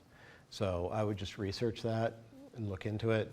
But most foams, closed cell foams, have a thermal barrier integrated into the formula of the foam, but not an ignition barrier. And so there's distinctions between them and how they're rated by NFPA. Used in attic mechanical spaces. Yeah, well, that's another factor. Like, and this is another one that comes up all the time. Like, you have a house that's built where they spray foam the roof deck to create a conditioned space for mechanicals in the attic. Because that mechanical equipment is in the attic and it needs to be accessible for service, you have to then spray an intumescent coating on that spray foam that's on the roof deck. You cannot leave that uncoated or unprotected. Okay, we found at least one spray foam that in theory has the ignition barrier. Well, check it and make sure it's verified, but if you got the documentation, then it's all good to go. Is this where local building officials can? Again, if we were in a state and there were jurisdictions that were doing code inspection, and Vermont Division of Fire Safety does have jurisdiction over certain aspects of this. If this was a public building, they would be inspecting for that and looking for the material data sheets from the manufacturer for the product installed if it was under their jurisdiction. Single family construction, you guys are the ones who have to like do your homework and verify that it's right. Yeah. So my understanding of the attic thing is it's only if, you only have to do the intumescent coating if you have either a drop-down ladder or a set of stairs, and not if it was a hatch in the ceiling, because it's not considered easily accessible without bringing a ladder from the garage in and looking it up. That's nuance. Is it a serviceable piece of equipment that needs maintenance? Yes. Then yes, you need a coating on that foam. I got different information from some other professionals, but. Yeah. And that's kind of the shitty thing about putting some mechanical equipment up in somebody's attic. Like if you get a forced air handler in the attic, or a couple of them, and the only access to get into that space is that little hatch in the corner of the master bedroom closet that now has a nice California closet system installed around it, how often do you think the air filter is going to be replaced in that air handler? Just doesn't meet the code for service. Yeah, so it's like, these are things that just common sense would say, well, this isn't going to work right. We gotta have a strategy for how to deal with this, right? A lot of these homeowners don't service or touch or even know anything about it. Yeah, but again, if you're the builder and then 2 years on, they're like, my heating system is not working. It's costing me 3 times as much as it should per month to run. It stopped working, and the equipment fails. The motor burns out because it can't move air through the air handler and across the coil. Who is responsible for that? Okay, well, I'm just saying, there's a certain level of putting your head down in the ground and being like, I don't got to think about that. But somebody's going to get a call. So it's not always what's easiest to get installed. That can be the default, and oftentimes it is. But what's easiest to install that can still then be attended to so that maintenance occurs and callbacks don't happen. But, you know, the owner, a lot of the times if the owner does anything on their own equipment, it avoids any warranty that they had anyway. Well, that's why you have maintenance contracts, right? Yeah. I'm just saying, man, keep it in mind, right? Like, don't ignore the long term for what the need is. Think about how that may trickle down to who's going to get the call back. This hatch was in a stairway, so it got complicated. What's that? The attic hatch was in the stairway, because there wasn't any other way. Yeah, so I mean, those are design considerations. Like, if you have an attic hatch that's, here's the stairs going up, and here's the attic hatch in the middle of the stairs, like, and you have a piece of equipment that needs maintenance up there, you're screwing someone. It's either yourself or the mechanical contractor, service contractor who needs to deal with it. You know, so like, it didn't need to be there in the first place. Right. And those, again, trickle back to how much decision-making do you want to give the customer? Well, it was like, it was gonna be ductless heat pumps, wall mount, high ductless heat pumps, and halfway through sheet rock, it changed to a ducted system. Got it. So there was serviceable equipment in that space. That wasn't even supposed to be an attic space. So Yeah. that's that situation. And, you know, that's one of those components where the owner should have seen it when they read the proposals, but they showed up and freaked out, you know what I mean? So Yeah, it's Yeah, man, I mean, it's hard. Things change, obviously. the residential world, because things change rapidly. Yeah. But just know somebody's going to get the call, right? All right. We talked about this a little bit further earlier about the difference between that 4-inch perimeter. That's the physical illustration of what that means, right? 4-inch or 4-foot perimeter, vertical plus underneath creates that totality of what's called out for edge insulation. If it's a heated slab, it's a heated slab on grade. So if it's a radiant floor that's going to be exposed on grade, either a slab on grade home or a walkout basement where you have a portion of the slab that's going to be exposed to the outside. These conditions need to be met for the R20 edge plus R15 under. If you're going to the 2020 code, it would be R15 edge and R10 under the slab. There is no requirement in the code for insulating a slab that is unconditioned or unheated. I mean, that is below grade, 6.5 feet below grade, so your typical full foundation height, right? I would still highly recommend that you put R10 insulation underneath a unheated slab that's below grade, because otherwise it will sweat and create moisture and condensation problems during the summer months. So creating some thermal isolation between the two, whether it's heated or not, is recommended. There's a variety of different ways to go about getting slab edge insulation accomplished, depending on the slab type, depending on the orientation.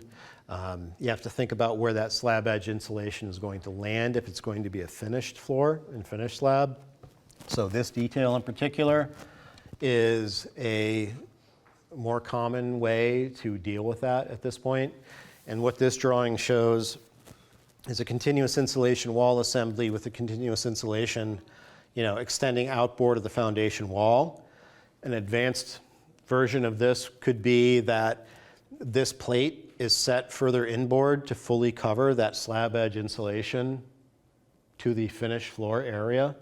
And then this continuous insulation exterior of the wall sheathing is within and over top of the foundation wall itself. So where you set your plates on your foundation wall, depending on the wall type and what you're dealing with for floor finishes, all part of the factors of consideration here. Does that meet the code requirement for the anchor bolts embedment? Sorry, say that again? Does that meet the code requirement probably for the anchor bolt embedment? I mean, you have to have a certain amount of concrete on either side. Yeah. It does? Yeah. Well, I mean, I would, if you're dealing with that, talk to a structural engineer if you're concerned about those ratios being met, or refer to the IRC in that regard too, for where the anchors need to be. But if you're talking an 8 to 10 inch foundation pour, this is one of the scenarios that you can see to accomplish that outcome.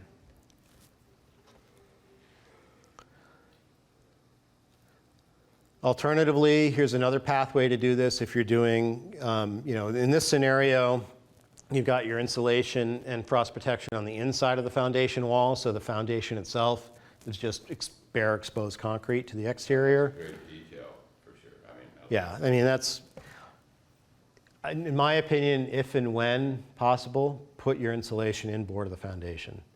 Because if you put it outboard of the foundation, which there's an alternative pathway to get to the same equivalent outcome, you got to protect that outboard insulation in some way, shape, or form.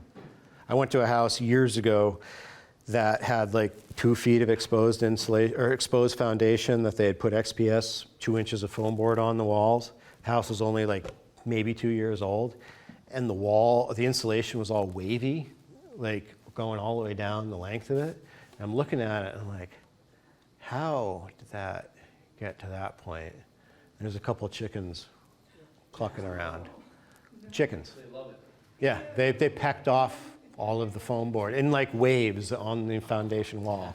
So if it's not your, trimmer, your string trimmer, be critters. So you're saying for continuous, you would not do, I think so we want to do continuous on the exterior? Or we can do wrap? you can do it wherever you want, and so think about that in your totality of how your wall assemblies are going to land on your foundation. But in my opinion, again, where you can protect your foundation insulation to the inside of the building, all the better. If you have to pay a little bit extra per board foot of foundation insulation because it's an interior facing foam that's fire protected versus just putting something cheap on the outside of the foundation, and then figuring out how you're going to protect that for the long term, I would go with the inboard. That last slide said recommended for protection, isn't it required? Yeah, you need something. So in that scenario, the best protection I've seen, I mean, you've done stucco and other, put wire mesh up and protected it, and that can work. What I've seen most productive is bending sheet metal and then getting it below grade, but that's not cheap, so. Another one that comes up, heated garages. People like heated garages. And they don't necessarily want to keep them at 70 degrees, but they want to keep them at 50, 55, whatever it is. I understand it. But if you're heating your garage, it's just part of the rest of the house as it occurs to the code. So the garage assemblies need to meet the same standards that would be required for the rest of the building. And you have to deal with how you're going to deal with the garage slab in that scenario. And it doesn't matter even if this is like, a wall-hung hydronic heater in the garage and not a radiant slab, you still need slab edge insulation because this is a heated space to the outside, which means that you need a vertical portion of slab edge insulation isolating the garage slab from the apron, if there is one, poured for the garage itself, or whatever this may be, SurePack, whatever it may be for the driveway. And then, if you are going to have that heated condition, probably the best way would be that you pour some sort of apron, and then in this interstitial space where you have to have, thermal isolation from this slab to the outside, you're able to put some sort of material that will protect that foam board. And that can be a piece of steel, it could be, there are products, commercial products in the market that create these separations and cover it. I've drawn a couple details over the years of using like Trex or composite deck boards that you create a little bit of a shelf. And this is where you got to weigh how much patience your concrete guy has for you, right? Because you could create a little bit of a lip and a ledge here and here so that you could set in a 1x6 or 5/4x6 deck board, PVC deck board, that would have a place that you could anchor it into and then protect the foam board below, and if it ever wears out, you can replace it, etc. But that takes some detail into the formwork for the concrete. So little details start to sack up. Above grade framed walls. I'm not going to focus on this. What I'm going to focus on is the choices of material. I mean, technically, we can meet the target U value for package 1 with foam cavity walls. So is the 2024 RBs really getting us away from continuous insulation? I mean, getting us away from cavity insulation? Correct. Completely? That was the intent with the 2024 code. But if the compliance is based on meeting that U value and it's achievable just simply with cavity foam, then is that compliant? So today is an exciting day. Well, again. At whatever point the 24 Right. is adopted or The 2024 code was pushing us into this direction of you need to do some sort of continuous insulation above grade wall assemblies. Once you get to that point, it adds cost, it adds complexity, and it adds dynamics for moisture and vapor drive between assemblies, which is what the content is I'll go into from here. That being said, now that 2020 is an option, you are only dealing with what the cavity would require. And the cavity, if we go back to the previous prescriptive pathway, is R23. So that's a rock wool bat or high density fiberglass bat in a 2x6 16 wall assembly. So that's what you can build. Most of our work we're doing continuous insulation on the exterior. So let's talk about continuous insulation. On some renovations, it's very hard. I'm going to talk about what makes a durable continuous insulation wall assembly. Reasons for doing so. The primary reason is we're reducing thermal bridging, right? You're no longer having the influence of heat transfer either from the outside to the inside or inside to the outside, depending on the season, through the conductivity of the framing members of the building. The percentage, as I laid out earlier, has a significant factor on that. Your typical 2x6 wall, 21% framing, and then 75-ish% cavity makes a difference as far as how that makes the building feel from an occupant comfort standpoint, and it has an impact on load for heating and cooling equipment. How much energy do you need to generate or remove from the building to make it comfortable? And on top of that, if you do continuous insulation appropriately in the right ratios, you can eliminate or significantly reduce the risk of condensation and moisture damage to the building assembly. So the ratio is what matters here. So there are a variety of different ways to get there. So double stud wall assemblies. You frame two walls and you have a cavity created between the two of them and you fill that with insulation. Most of the time this is a cellulose insulation assembly. These types of walls can be resilient and durable. They will increase over the heating season their moisture content and loading. We've seen this from data and studies that have been done, is that the material itself in the wall will load with moisture throughout the heating season and come to a point where it would be considered concerning, but then the wall will be able to dry out and dissipate as we get into the spring, summer months, and then you get to status and the cycle continues. So you're relying on this kind of like annular cycle of moisture loading, diffusion for these wall assemblies to remain durable. What really matters here is appropriate density of the insulation that's installed in these cavities. Really, for this to be an effective wall strategy, it needs to be a dense packed insulation material. Cellulose, fiberglass, and/or mineral wool. Don't do this with bad insulation. You're creating too many interstitial pathways for air leakage to occur. SIPS construction. We don't see as much of this anymore unless you're already building a timber frame to structurally support the building and then you're wrapping it in SIPS. But structural insulated panels, as they are defined for their purpose, are a highly effective structural assembly that is continuous insulation, part and parcel to the type of product we're talking about here. That's something to think about. Nail-based panels, zip R. So these are a panel that has a structural sheathing layer laminated to insulation board as a part of the same panel. Huber has had their products rated as structural sheathing for the different thicknesses they have available for these products, anywhere from 1/2 inch to 2 inch thick of foam board, adhered to that 1/2 inch OSB substrate, the zip product. So these can be effective continuous insulation wall assemblies. The most common ones that we see, and I am aware of, are the R6 1.5 inch panel, because they are most practical to install.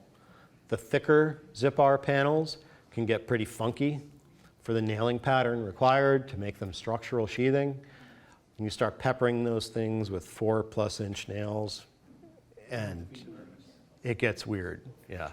Like the effective installations of those I've seen with people using 5-inch Tapcon or torque screws, and that's a lot of labor. So the most common assembly type I see with this is the 1.5 inch Zip-R. You can nail that off in the wall with a typical sheathing gun. You have to pay attention to the taping of the joints. I've seen well done airtight assemblies with this.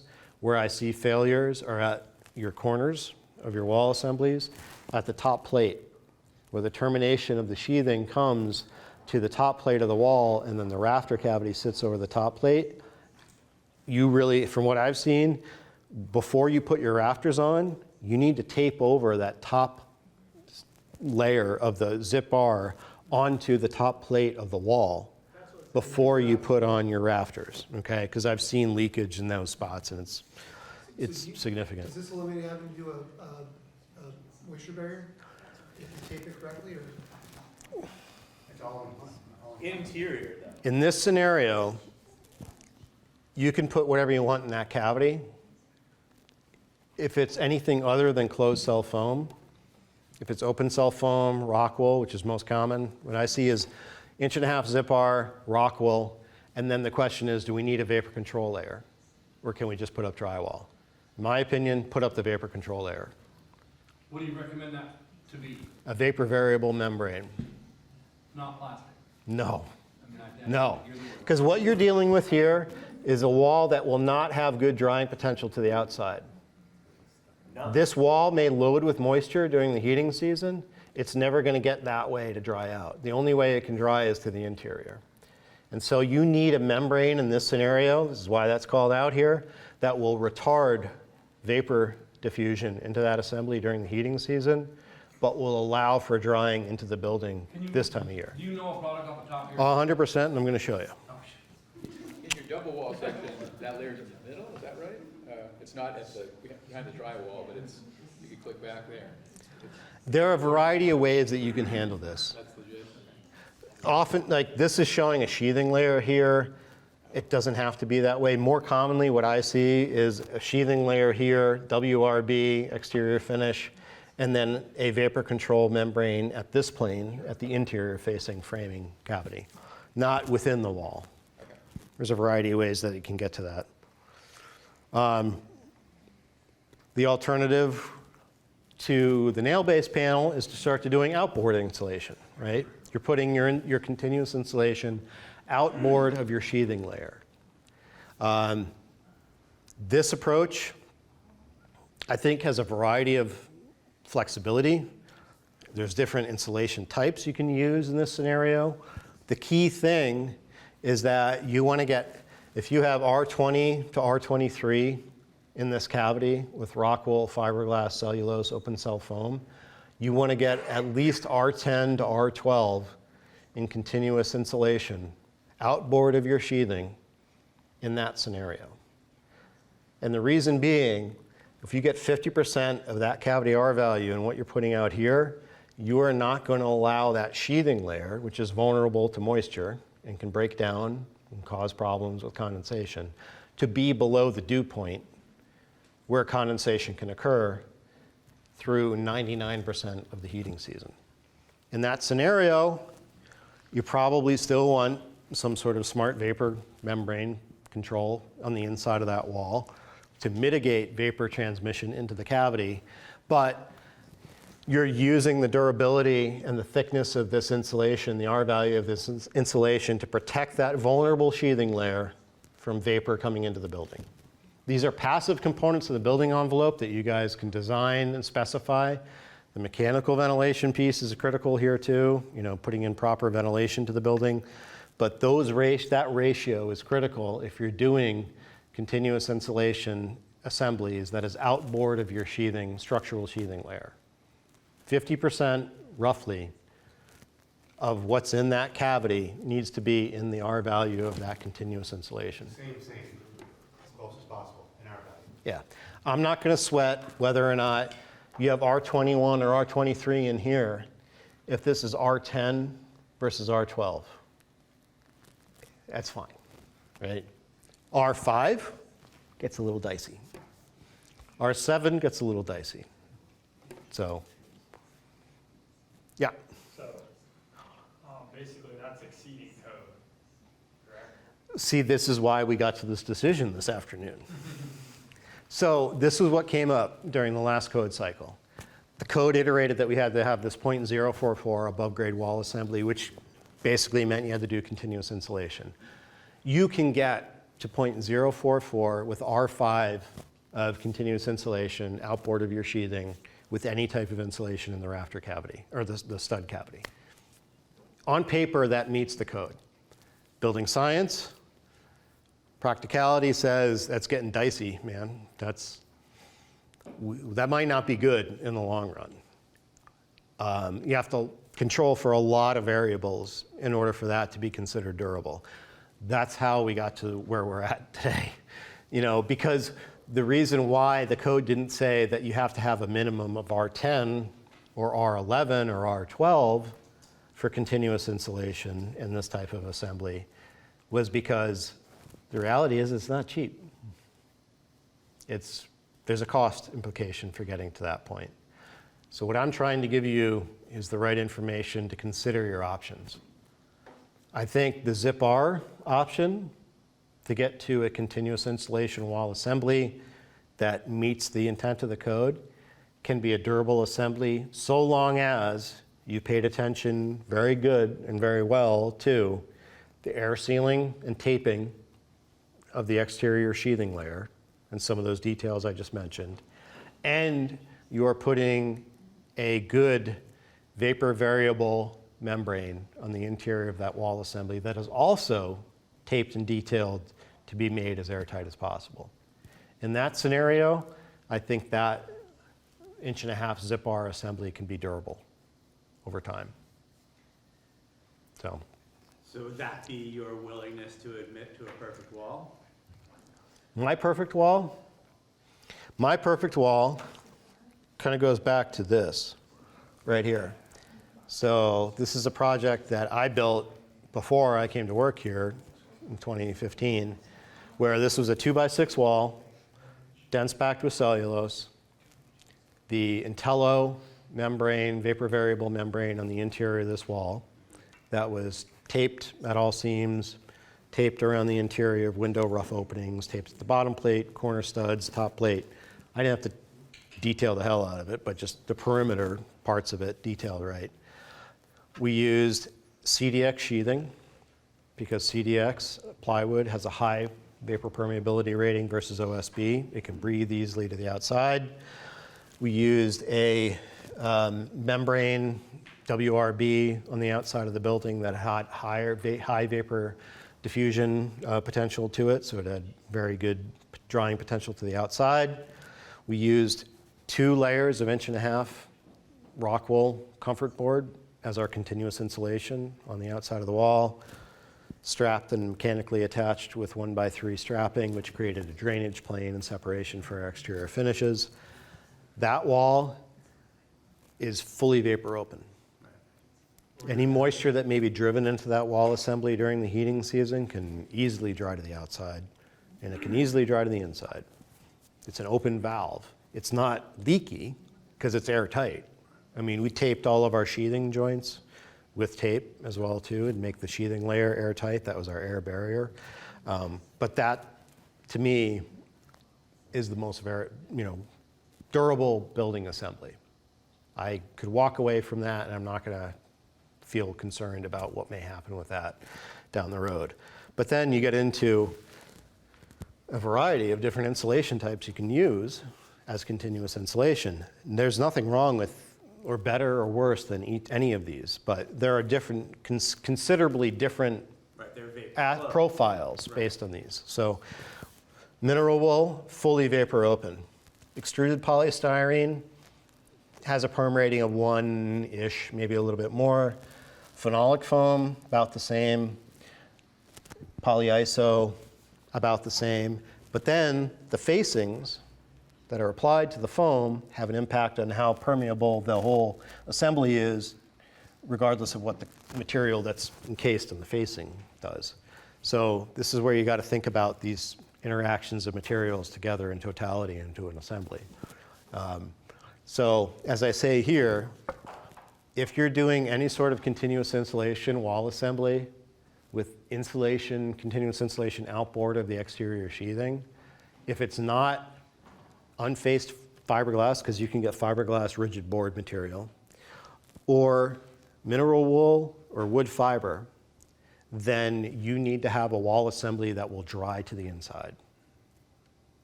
Fiberglass, unfaced rigid board material, mineral wool, and wood fiber board, those can all dry through to the outside.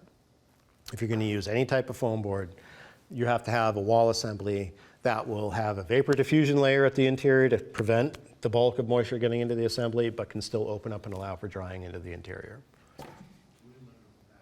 So these are factors that we got to pay attention to. So with the vapor control layer, WRB, from what I've learned is using like a self-adhered hydro gap with the dimples, just in case if water does get behind that. So self-adhered versus other options. So let's just talk about this quick as far as control layers. There's 4 key components to the building assembly that we have the ability to influence for how the building assembly as a whole is going to perform over the long term. Bulk water control is whatever your exterior finishes are going to be. Siding, whatever that may be, exterior cladding, flashing, all of those things that direct exterior driven water from getting into the assemblies behind it.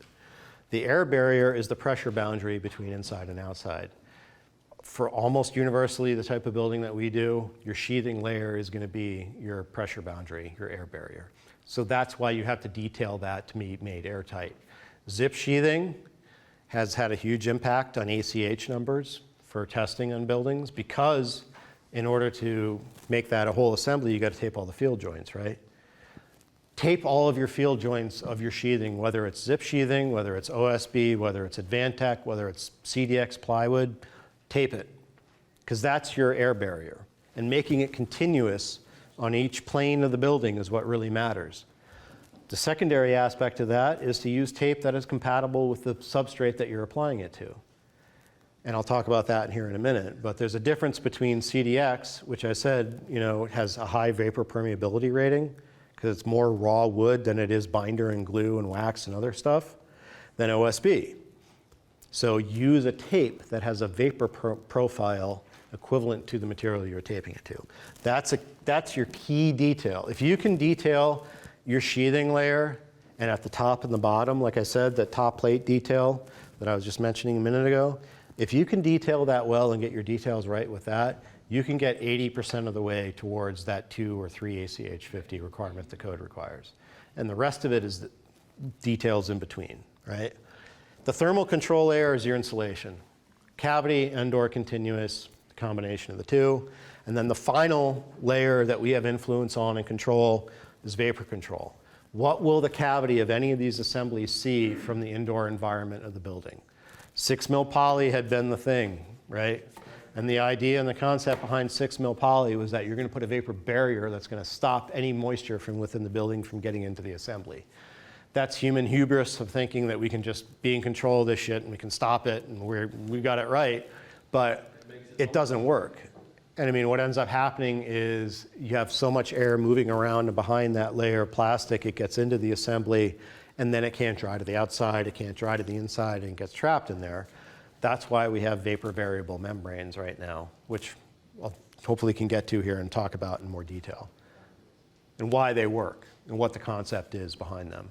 But these are our 4 layers of control that we have to the building envelope. And these are static. So what I mean by this is, like, pay attention to these details, because once you build them and you finish them, intentionally nobody's going to mess with them for the rest of the duration of that building, right? Like, you've kind of embedded something into perpetuity, hopefully, you know, that you don't need to change or fix through time, because it's going to work and remain resilient. So just, if you're looking at construction details, you know, you need to be able to identify where these layers exist in the building. And this is another thing I try to just kind of, as a concept push, is that somebody on the crew, the GC, lead carpenter, whoever it may be, needs to be aware of these concepts and aware of where the details matter, right? So that as you're framing the building, you're attentive to where the details need to be taken care of, right? To create continuity. And then as your subs come through and things change and different aspects of the work occur, somebody can go back and either hold the sub accountable and say, hey, you were supposed to seal up those penetrations you drilled through the top plate into the attic, or you just tell the sub, hey, look, we'll take care of that. We're going to cover that piece of it. But you need somebody who can be aware of how these things interact throughout the build so that you're not missing these things as they come along. So, yeah, trees do suck. That's their job. And so that's the key thing, like kind of going back to those initial slides. The reason why 200-year-old buildings are still standing and doing just fine is because an uninsulated building built out of natural, unadulterated timbers, that building loads up a boatload of moisture in the material throughout the heating season, to the point where the wood would rot if it stayed that way. But it doesn't, because it goes through this cycle, right? It loads with moisture and it peaks, and then conditions change. You're no longer getting inward pressure, you're getting now outward pressure, temperatures change. The moisture in that wood, because the cellular structure is still intact, the wood just diffuses that moisture over time, and the building remains resilient, but that's not what we build with anymore. And so now we're changing the dynamic of the materials at play, and this is the funky stuff that can happen. And I mean, it's sad, but more and more of these sorts of reported incidents and these sorts of failures are occurring. And again, it is of no fault by malice for builders for putting assemblies together that end up with this result. It's just not understanding the cascading effects of, you know, the different interactions of the layers that come together to create the building. So creating an airtight building assembly, as far as either the GC, lead carpenter, or whoever it is going to be accountable for the outcomes, this is a way of looking at it. Like if you're looking at a section view of your drawings, construction drawings, you should be able to define a continuity of these control layers. And where you get to, like, you know, this is about as basic as it gets, but if you've got a bump out here and then a roof and then another wall, like, how do you carry the air barrier over to here and then down to here and then bring it over to here and then your insulation? So if you conceptually can think of a section view of any aspect of the building you're building and looking at being able to create a continuous line for air barrier, thermal control, and vapor control around that perimeter, that's the concept to be aware of. It doesn't have to be one specific material type. It's going to be a variety of different types of materials, most commonly. One thing that we have available to us now that we did not prior to about 10, 15 years ago, because European products started showing up here in our market, is pressure-sensitive acrylic tapes. That's what the zip tape is. That's what the 3M 8067 weather sealing tape is. Pressure, if you have a tape that requires pressure from the manufacturer to bond it to the material, then you know you have a chemical bond between the substrates of those two materials, the tape and the substrate. And We obviously don't have 100 years of project examples to verify it, but I've lost a lot of arm hair and other things over the years with this stuff. I've known trying to take assemblies apart, like these sorts of tapes are a game changer as far as dealing with air sealing. What's that? They've been using that system, the zip system with the tape? SIGA and Proclima are two European manufacturers that have been around for, SIGA's been around for almost 40 years, and Proclima has been 30 plus years. So they've had higher standards in Europe. SIGA's a Swiss company, Proclima's a German company. And so they've been manufacturing and building products that are necessary for what codes require for their construction standards, for airtightness and vapor control. That's why those products exist.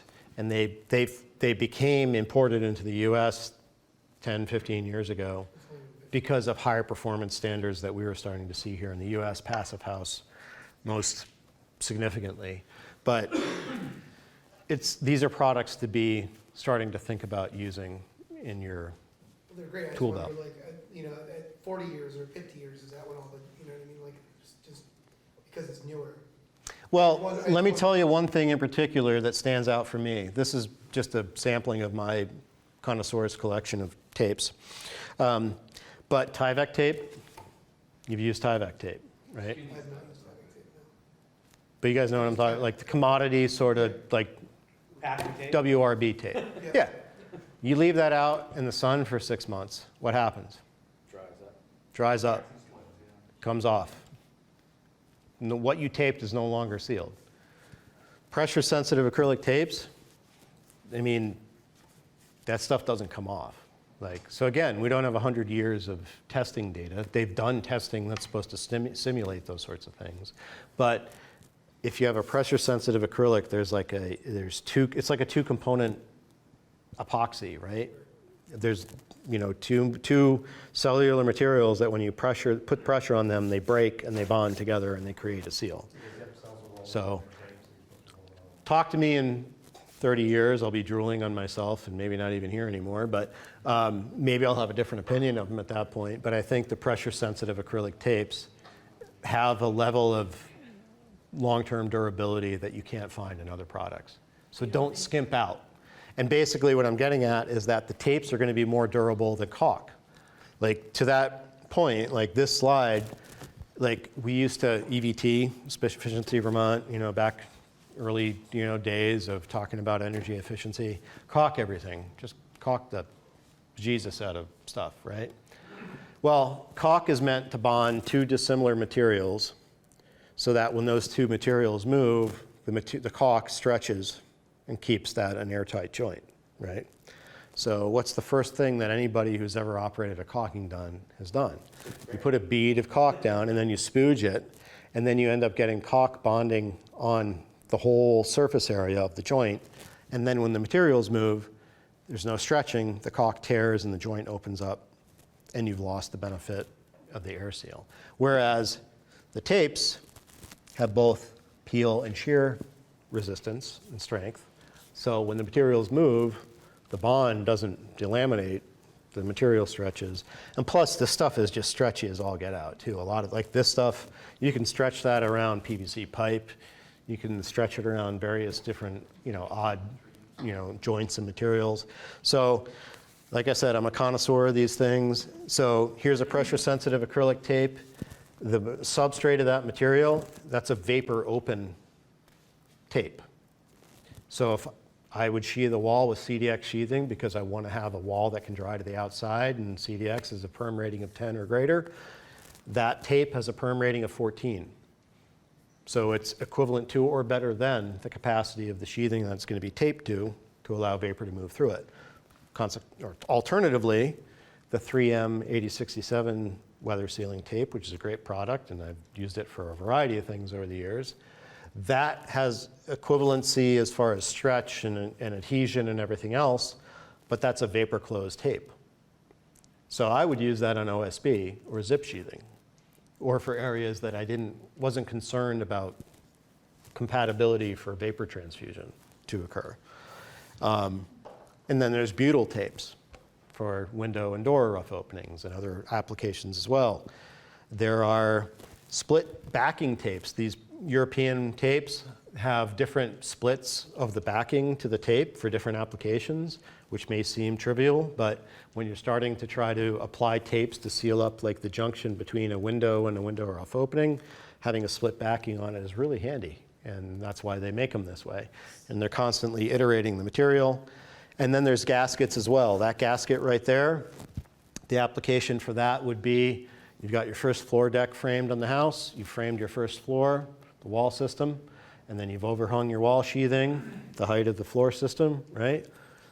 You put a bead of that against the band joist at the bottom, and you stand up your wall, and you nail off the wall. That's your airtight seal at the bottom of that wall as it connects to the band joist. Because you probably don't, in most scenarios, want to tape your wall sheathing to the foundation, because either it would show from the siding or something else. But so there's products available that can solve these problems. A lot of people use liquid flashing. How do Yep. you feel about that?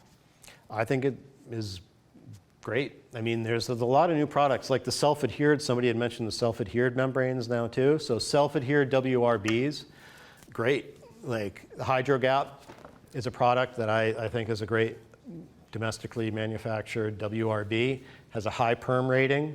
It's an actual engineered membrane for vapor diffusion. And the fact that it's self-adhered, then you don't need to tape your joints of your sheathing because you're getting a universal airtight air barrier with using that product. The Henry Blueskin, same thing, you know. So choose your dynamic of what you want to do. Like if you want to put a traditional WRB, stapled up membrane of WRB on the wall, tape your field joints of your sheathing with a tape that's compatible with the substrate of the sheathing, that is the sheathing. Or use a self-adhered WRB.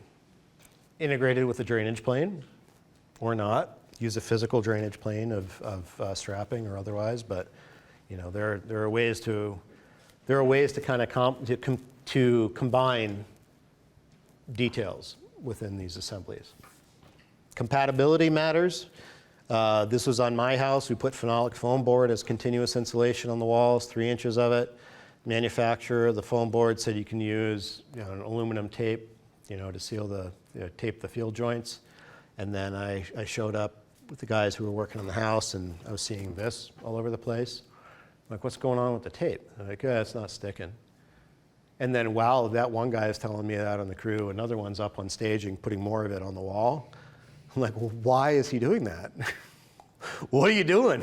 Can you stop? Like now, immediately? This is another fun one. This was a SIPS panel project, which this is an old picture and kind of crappy, but these are staples holding the tape in place. So if you have to staple your tape to the wall, somebody's failed along the way. So in this scenario, we had to go back and we used the 3M tape. We use phenolic foam board. It's a polyiso foam board. Doesn't have good drying potential to the outside. So we didn't need to use a high perm rating tape to tape the field joints of that foam. In this scenario, taping the field joints of that foam was really just to protect everything else that was behind it, because the flashing and all the details to the wall were done behind the foam board. So as you nail up the strips, I mean, how are you, obviously you're nailing through, it's into something, so it's sealed, but are you worried about adding the holes, putting the strips up? No, I mean, it's an 80-20 rule, as I say with these things. So in this scenario, I'm just going to kind of jump through some stuff here. So in the wall assembly that was built here, we had a wall that was sheathed with CDX, and then I put on, well, here's the assembly. So this is the substrate to where that foam board came up. So 2x6 wall, 16 on center. dense packed cellulose in the cavity. We used Hydrogap as the WRB. This was not the self-adhered, so this was 5 years ago, so it wasn't available yet. We taped all of our field joints of the CDX plywood with Proclima tapes that had, again, vapor permeability rating similar to the substrate, to the CDX. Put the Hydrogap up, window bucks that were built out 3 inches to the equivalent of what the continuous insulation was going to be on top of that. And so then all of our window installations and all of our flashing details flashed back to that WRB. So we put, a piece of siding at the top of the window buck to create a little bit of a bevel to top head flashing. These are flange windows that came into play here. So then when all of the continuous insulation went up, it butted to and was in plane with the face of these window bucks. And so then at that point, all of our exterior finishes aligned with the exterior of the building. Here's another breakdown of how this lines up. Same sort of thing, 3 inches in this scenario of mineral wool insulation.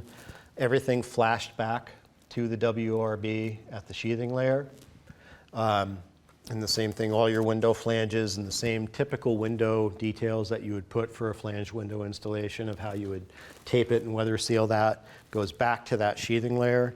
And then you have your continuous insulation board, strapping over top of that to apply your exterior finishes, and then also create a drainage plane between your exterior finish and the wall behind it, and then exterior finish from there. So what you have here, when you tape the face of your foam board or finishes in this point, that's just a secondary protection to the primary control layer, which is the WRB, at the sheathing behind it. You're protecting the sheathing layer. That's the thing that's vulnerable to any water being driven from the outside, to the weather, et cetera. The strapping in both of these scenarios mechanically attaches the insulation board to the structure behind it. Another thing about exterior strapping in these scenarios to create a drainage plane, it doesn't need to be oriented. We get this in our minds that water only moves in one direction, and that's what we need to, design for. So like in this scenario or in this other scenario, like I've seen incredibly complex exterior strapping details where like they put on vertical strapping to attach the insulation, then they put perpendicular strapping to that for exterior finishes. All you need is a capillary break between materials. So if you're getting vapor drive from one direction to the other, it's not just sitting there and coming into contact uniformly with the material and saturating it and not having any pathway for air to get behind it. Just creating some separation between the two materials will allow for airflow, movement, and diffusion. Like, we don't need to orient the wall to say that the only way that this is going to be a problem because water is going to drip down and collect on this horizontal strapping. That's not going to happen. Do you kerf it? No. Or do you just separate it with like a washer? How do you separate it pretty uniformly? Is it because the wool behind it is permeable? The thing that matters here is just that you have this separation. You have a 3/4 inch gap between your finishes, your exterior finishes that will see the weather, and then the substrate behind it. So whether or not this is mineral wool or anything else, all that really matters there is that you have that separation. So if any water is driven behind that cladding, it's going to get out. Even if it is liquid and it's like dripping down and collecting for some reason on that horizontal strapping, the sun hits it, it evaporates, it dries out. Yeah, keep that in mind. I mean, we can overcomplicate things to an nth degree when it comes to assemblies. I think I even have a slide in here that shows some of that. But like, just that, if you're going to take away anything, like just that capillary separation. Capillary movement of water means that you have two materials that are coming into contact with each other. And if this is wetter than this material is, water will move from wet to dry. Just like hot moves to cold, Low moves to high. It's physics. So we don't need to mechanically separate things so much as we just need to create separation so that physics can do what it's designed to do, right? It'd be different if it was an open lattice kind of situation where you had bulk moisture coming in, right? What's that? I said different where if you had some kind of open lattice situation where you had bulk moisture just pouring in and needed a way out versus just talking about, you know, vapor diffusion from behind the siding. Yeah, so I mean, like, here's some examples, like, this is typical, right? Even if you buy siding from particular manufacturers, you know, here, this is still what they'll tell you to do. You butt joint your siding to your window casing, and then you caulk it to try to keep water out. How's that work out? Anybody ever seen these sorts of things? Like, what happens then when that happens? Then any water that's driven in there is just going to get trapped. And then what happens? Like, things just rot out. I mean, that's what you get. So, like, we have this kind of mindset that we can stop things and that we're in control of certain things, but we're not necessarily in control of a lot of these things. So you have to give space for stuff to happen. So, you know, open drainage pathways as putting exterior trim on, that image on the right. This is kind of a pathway that I've come to in working on my home and other projects I've done and consulting on, you know, is if you're going to do these continuous insulation assemblies or do something where you can create a drainage plane, then like all of the exterior finishes on my home, like no one had a caulk gun. No one touched a caulk gun. Told them don't use a caulk gun because here's the concept at play. Same idea, like this is a butt joint for a corner casing and the siding just kind of butting to it. So any water that would be driven by rain or exterior forces, it just gets there and it dries out. It either physically drains out or there's air movement behind it that allows it to dry out because of temperature differential, et cetera. So, you know, these are pathways I think that are offering themselves to us now with the types of assemblies that we're building, code compliant or above code, but you know, open drainage, plain pathways. This is kind of has its own aesthetic to it, you know, that kind of drives the dimension of the building. But even, you know, in these scenarios, this is again from my house, a little bit more traditional sort of casing. But in this scenario, I showed that assembly just a moment ago, and then what we ended up with was the siding planes behind the window casings. The window casings were built as single units. We did a pack out at each window and door installation of 1.5 inches, so ripped a 2x2 essentially. And then we were able to cut our siding, still paint the finish, the cut end of the siding, cover it at least, but we didn't caulk anything. They just butted to that pack out behind the casing, and then the casing goes over all of it. You do have to make a little bit of an extension jam back to the window, but anything that gets driven against that wall is just going to completely freely drain out. There's no caulk to trap it in any particular area. Interior corners, exterior corners. So, not saying this is the only way to do it, but I think these are things that we can be considerate of now that we are looking at how to put all the different control layers together into physical assemblies, and don't sweat some of those details. If you're not doing a physical drainage plane with with strapping, there are, you know, the hydro gap drainage planes that are, you know, that's even that little nub of a 1 millimeter thick plastic or rubber nub that they have on the face of that is enough to create a capillary break between your exterior finishes.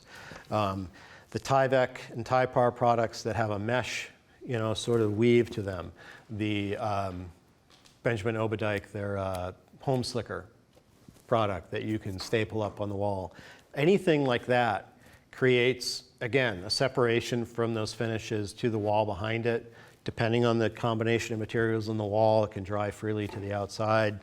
It just creates a different level of durability. I know we're coming up on time. One other thing I just want to make sure that we touch on. I'm not going to get into ventilation today, but I will touch on vapor variable membranes, because that's important. What I will say about ventilation while I'm getting to that content is that the 2024 code required that you use balanced heat recovery ventilation, an ERV or an HRV.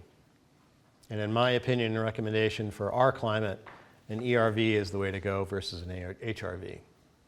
ERVs are going to they're going to extract enough humidity from the building during the winter to keep things in the right balance and check, but not remove so much humidity that things become problematic and wood starts to crack and check and people's noses are bleeding and that sort of thing. The reason why you want to go to balanced heat recovery ventilation versus using bath fans is because buildings are getting tighter.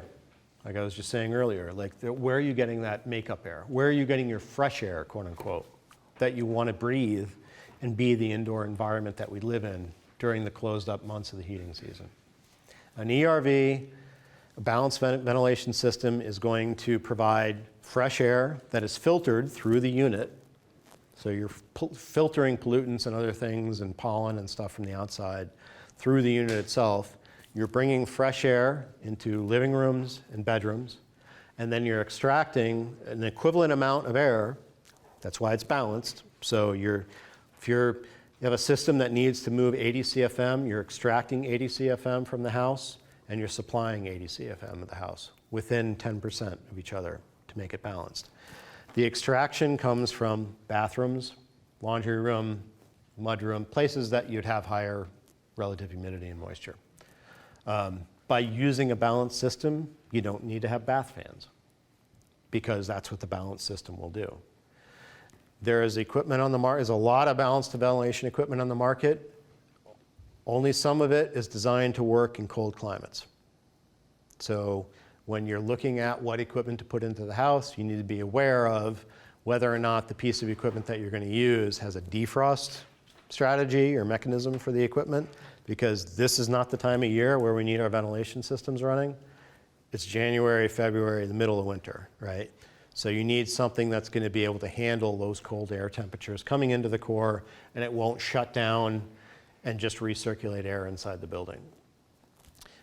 The heat and energy recovery aspect of it is similar to think about in how you look at heating equipment. The higher the sensible recovery efficiency, the SRE of the unit as rated, means the higher percentage of heat energy it will recover from the crossing air streams of exhaust air and incoming air.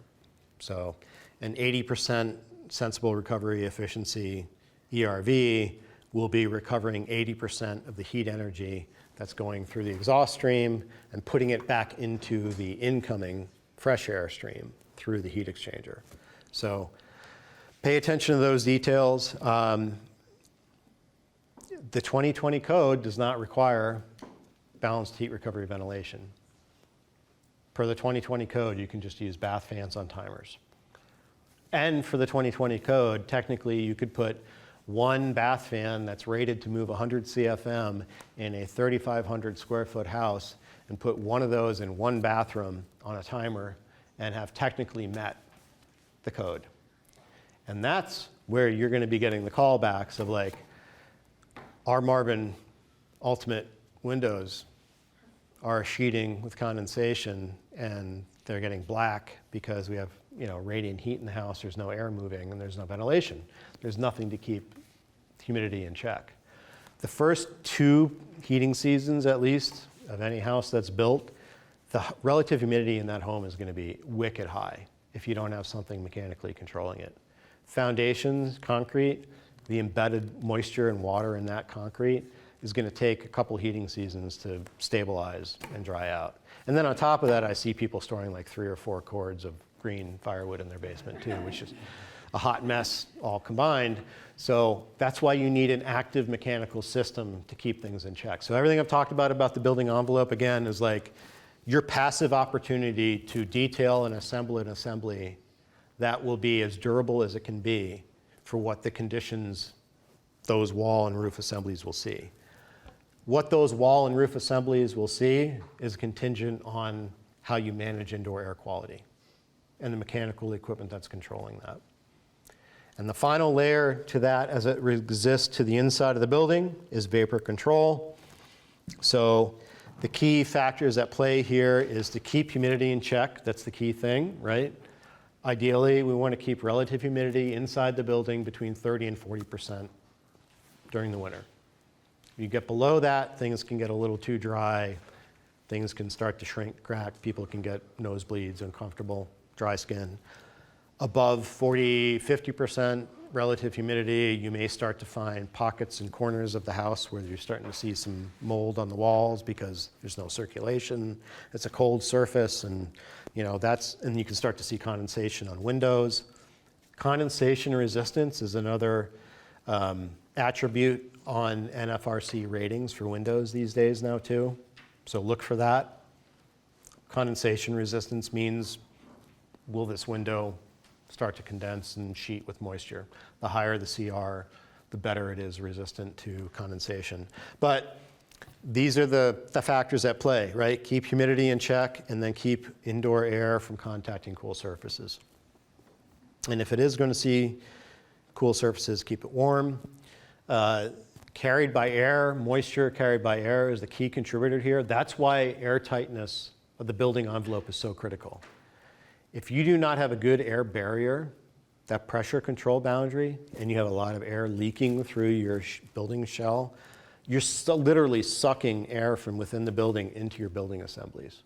It's like poking holes in a balloon, right? So you're literally just like creating suction and pathways for introducing humidity from inside the building into these building assemblies. And that's why air tightness of the building envelope and the air barrier is so critical. If you can create an airtight building envelope, you've mitigated the pressure differential between inside and outside as much as you possibly can. And therefore, that's your key control mechanism to preventing loading building assemblies with moisture. There are other pathways for how moisture ends up in buildings, but air movement is the key one. This is just a physical example of that. That picture on the right, which unfortunately is not illustrated because of the quality of the picture, is an illustration of what happens when you get warm, humid air from within inside the building through a really leaky building envelope coming in contact with a cold surface in the middle of winter. That layer right there of white, and this is fiberglass and that's OSB, that's not foam board or spray foam, that's frost.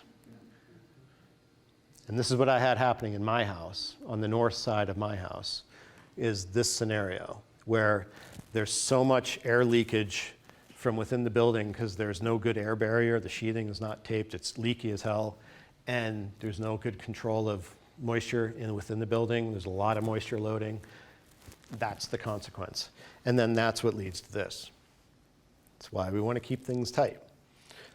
So 3 rules: keep water out. If water gets in, give it a pathway to get out, and then try to keep any material that would see moisture above the dew point. Intelligent vapor retarders, or vapor variable membranes. So these are now the modern materials that we are using in place of what had been the 6 mil poly approach. And the idea behind these materials is that these are specifically engineered materials. It's like Gore-Tex, okay? So what you're seeing here in this product is there's an engineered membrane, just like literally in a Gore-Tex jacket, that is protected on either side by a fleece fabric backing to protect the actual material. The material itself has a variable capability of capillarity of what it will see for moisture and how it will stop moisture flow versus open up to moisture flow. So these materials in the winter, when as they're seeing it from the inside of the building and as pressure is pushing air against the material from within the building, if it's seeing a humidity in that 30 to 40% range, the material will be vapor tight and close up and act like a vapor barrier. Then, as we get into the summer months, warmer times of the year, and then you get pressure and heat transfer pushing from the outside, where it's warmer outside than it is inside, and the relative humidity is more like 60, 70%, as we normally would see on a summer day, this material opens up, and any moisture that would then have been trapped in that wall assembly or roof assembly can now diffuse and dry to the inside. So these materials have a range of permeability based on those attributes. The Intello Plus product from Proclima has the broadest range. It will act as a 0.17 for vapor permeability. So, you know, a 0 perm material is a vapor barrier. So it acts close to a vapor barrier during those winter conditions and then opens up to 13 perms during the summer months during this time of year. Certainteed membrane comes from Certainteed, so it's another product available on the market that we're seeing more of being used around here. I think this product in particular looks like plastic. I don't really see the engineered aspect to how it works differently from other products. These 3 products in particular are definitely engineered for a specific purpose, so you can kind of see why and how they behave the way that they do. But again, details matter here. How you put this stuff on the wall to create continuity, taping and sealing around perimeters of window and door rough openings. You know, you don't want air getting behind the material. That's the idea here, because this is your control layer. So you don't need to tape and seal this stuff or glue it to every single framing member, but you do want to glue it at the window rough opening, at the bottom plate, at the top plate, at the corner studs of the wall. Create basically a perimeter for that material. And then obviously if you've got 2 layers of the material, tape the joint that lands between the 2. For like outlets and how far down the rabbit hole do you go? Again, go back to the 80-20 rule, 90-10, right? You can get, you know, 80% of the potential for air to get behind this material prevented by dealing with the perimeters here. At that point, I wouldn't sweat the electrical boxes and outlets and different things that may. What we do is put that X through the plate or the box and then fold it around. I have done that. So you order no extension jams on your windows, particularly to detail that vapor system, because if you have a full thickness extension jam from the company, you're not going to be able to get a good return. Like those windows there, I don't know if that assembly is just deeper than 2x6, but in this assembly, because all of the insulation is outboard of the framed cavity, then the interior conditions don't change. So we have the same interior finish conditions that you would have if it was just a 2x6 wall. But the scenario of what you're detailing here as far as those window and door rough openings is where, in this scenario, that vapor control layer was glued right here, okay, at the perimeter. And these were stacked windows, obviously, so there was no point in putting the membrane across here. But what we did use is then an equivalently vapor airtight and vapor manageable tape to seal up those stacked layers of studs, you know, for the window and door rough openings. This is in lieu of what, I guess like 10 years ago, they were saying sealing. What's that? This is like in lieu of when they were saying seal all drywall. Yeah, airtight drywall is another option to get to the same outcome. My concern with airtight drywall as an approach is who's doing the drywall, right? So like you could forego this membrane in this approach by way of doing airtight drywall. The same concepts of gluing at the window and door rough openings, at the top and bottom plate, at the corner studs to make the drywall airtight, and then the capability of the paint that you're putting on the wall as a vapor retarding paint then provides the vapor control layer to the assembly behind it. My concern with that is this is a membrane if the wall moves and things shift, the tape is going to move with it, the glue is going to move with it. I just finished fixing a whole boatload of drywall screw pops on my walls that were only 4 years old just recently. So that happens, and then when that happens, you're no longer airtight. Plus, I don't know, your drywall sub, they move pretty fast. And I've seen a lot of scenarios where, like, I've been in the house while they're doing the drywall and they're supposed to be doing airtight drywall, and somebody's coming through with a caulking gun going across the ceiling at the top plate, and then they butt the drywall to it, and there's the bead of glue, and then here's the drywall down here. So where do you have control? Kind of is what it comes down to. Yeah.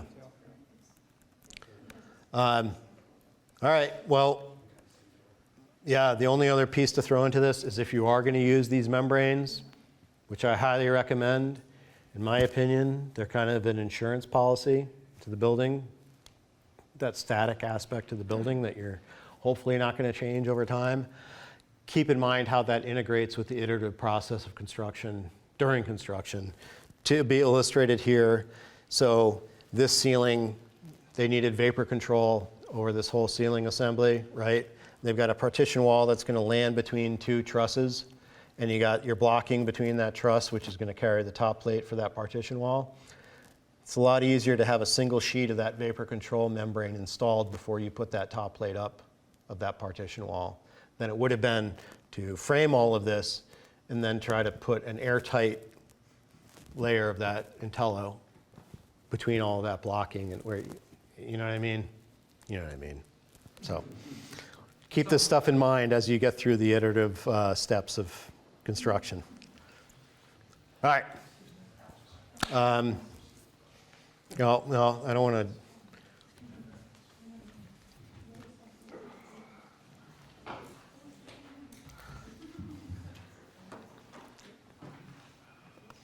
I'll close it out. You didn't talk about So, EPIS. What? You didn't talk about EPIS. About what? EPIS? EPIS? The stucco?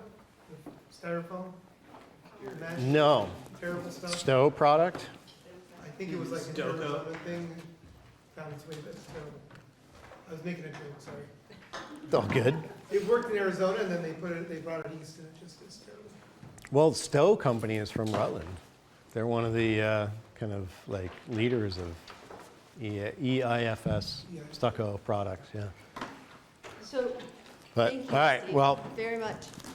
can't deny Bill Murray, but if you want to follow up, we do have the Energy Code Assistance Center. Feel free to reach out to me. If you guys don't mind filling out that survey, because it helps for what we're communicating back to the department for our work on this. We'll be That would be picking great. those up in a minute, both surveys. And Steve's slideshow and Michelle's slideshow will be posted up online, and as my follow-up email, I'll send you the links to those.